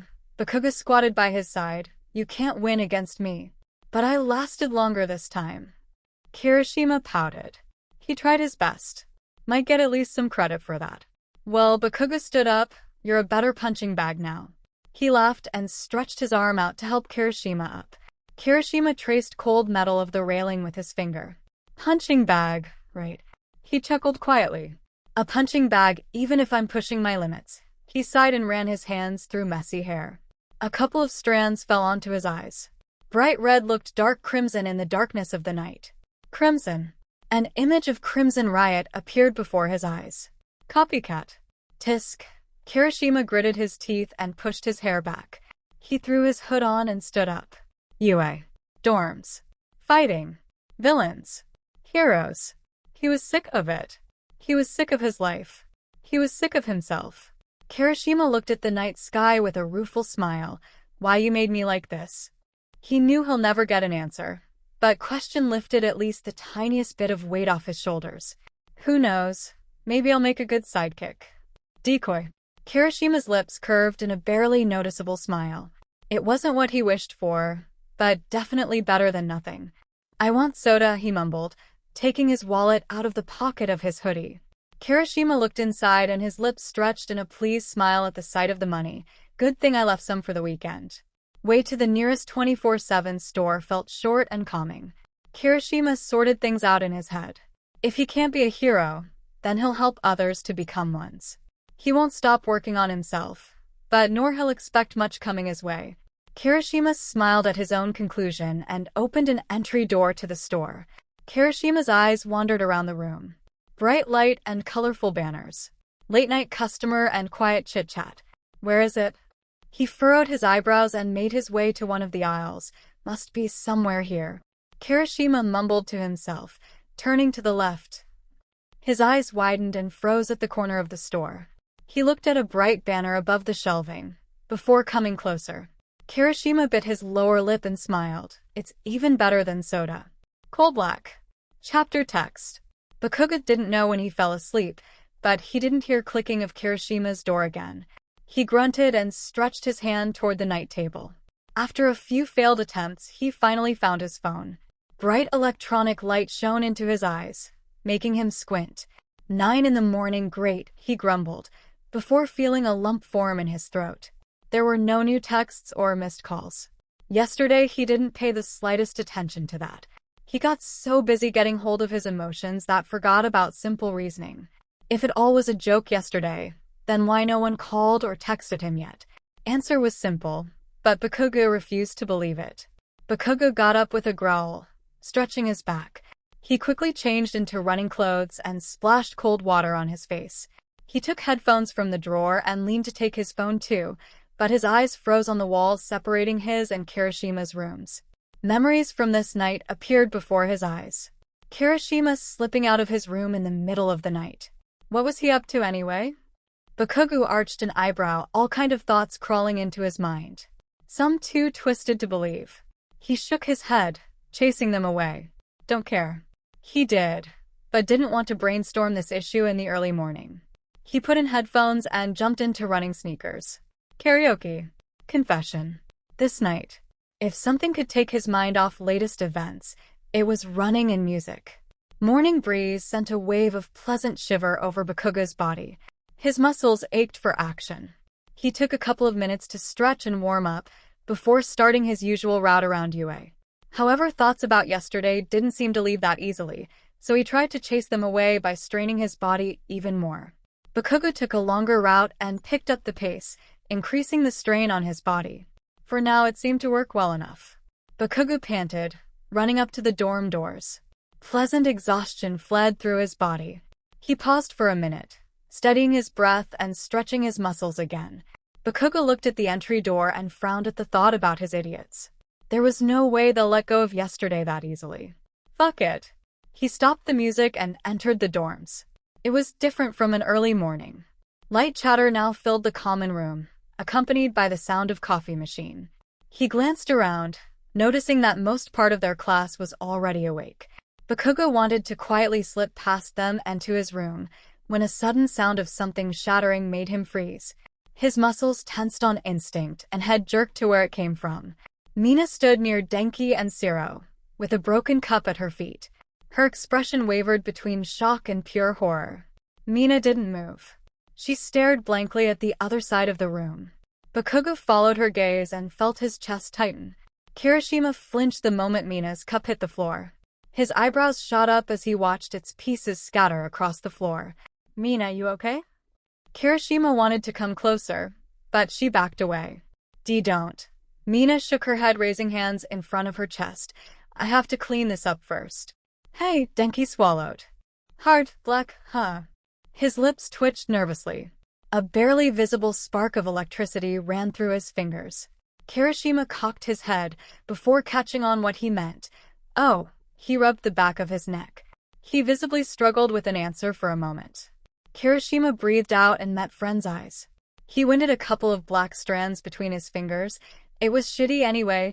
Kirishima shrugged with a smile. Why not color it? Bakugou held his breath, taking in coal black hair framing Kirishima's face. Shitty. Bakugou knew what it meant. Kirishima fell back into his past. Shitty. Bakugou felt shiver run up his spine. It can't be my fault, can it? His chest stung. Hands trembled. He couldn't take his eyes off him. He swallowed hard, not daring to move a finger. An unknown feeling glued him to the floor. His eyes flicked back to Denki. Bakugou never seen such a lame attempt of faking a smile when boy drawled. Looking good, man. Thanks, Kirishima smiled. 𝗧𝗏 exhaled heavily. We're matching now. He managed a better smile and walked up to Kirishima. He ruffled Boy's hair and chuckled. Looks good on you. Bakugo watched 𝗧𝗏's arm swing around Kirishima's shoulders. It was only for a brief moment, but his eyes caught Kirishima tense at the action. 𝗧𝗏 went on with light chatter, trying to lead conversation another way. However, that wasn't what caught Bakugo's attention. 𝗧𝗏's gestures made Kirishima wince. Eventually, Kirishima mumbled something that Bakugo couldn't hear, and 𝗧𝗏 quickly took his arm off his shoulders. Kirishima scrunched his nose at the sensation of 𝗧𝗏's hand sliding down his shoulders. Is Todoroki up? Probably with Midoriya upstairs. Why? Denki tilted his head, studying his expression. I need to change. Kirishima swallowed, before glancing at his shoulder. That. He did it well yesterday. I can do it, 𝗧𝗏 patted his back. He noticed how uncomfortable Kirishima looked. And asking Todoroki to help again wasn't something he wanted to do, even if he stated the opposite. Kirishima smiled softly at him. Thanks. He met 𝗧𝗏's eyes. His lips parted, then closed again. He wanted to say something, but not with others being around. Bakugo watched their interaction silently. Something has happened yesterday that he wasn't aware of. Did he got hurt? Did someone have a fight? He tried to answer these questions, when noticed 𝗧𝗏 shifting to the side. Suddenly his eyes met Bakugo's. 𝗧𝗏's body visibly tensed, fingers curling into fists. His soft gaze turned into a piercing glare. Bakugo felt cold wave run over him. What the? He wanted to walk closer, but noticed Todoroki step in front of the boys. His lips moved in a silent yet clear, "Don't you dare." Bakugo felt his heart drop. Good morning, Kirishima. Midoriya joined their party with a soft smile. Boy tried hard to keep his surprise at Kirishima's appearance, but his expression made it clear as day anyway. He saw 𝗧𝗏 shake his head as a tip to not mention it, decided to proceed with a usual chat. Midoriya put a hand onto Kirishima's back and lead him to the other part of the room. How are you feeling? Bakugo could be arrogant and rude. However, he wasn't dumb. It didn't need much for him to understand. It wasn't a joke. The rest of their conversation blurred into unrecognizable sounds as they took Kirishima to the kitchen, walking by his side. Midoriya whispered something to Denki. Bakugo swallowed hard, seeing them both turn to look at him. Their eyes met only for a brief moment. However, Denki made a clear warning to him, mouthing, "Stay away." Bakugo backed to the entry door. He hit it with his back and slipped outside. Kirishima with black hair and pretend smile stood before his eyes. Kirishima returned mentally back into his past. He fell into a dark place. Bakugo never wanted him to. He couldn't deny it no more. It's all my fault. His vision blurred. Heart hammered in his chest. Bakugo silently walked to the back of the building, before falling on his knees. His palms crackled. Emotions spun out of control. What have I done?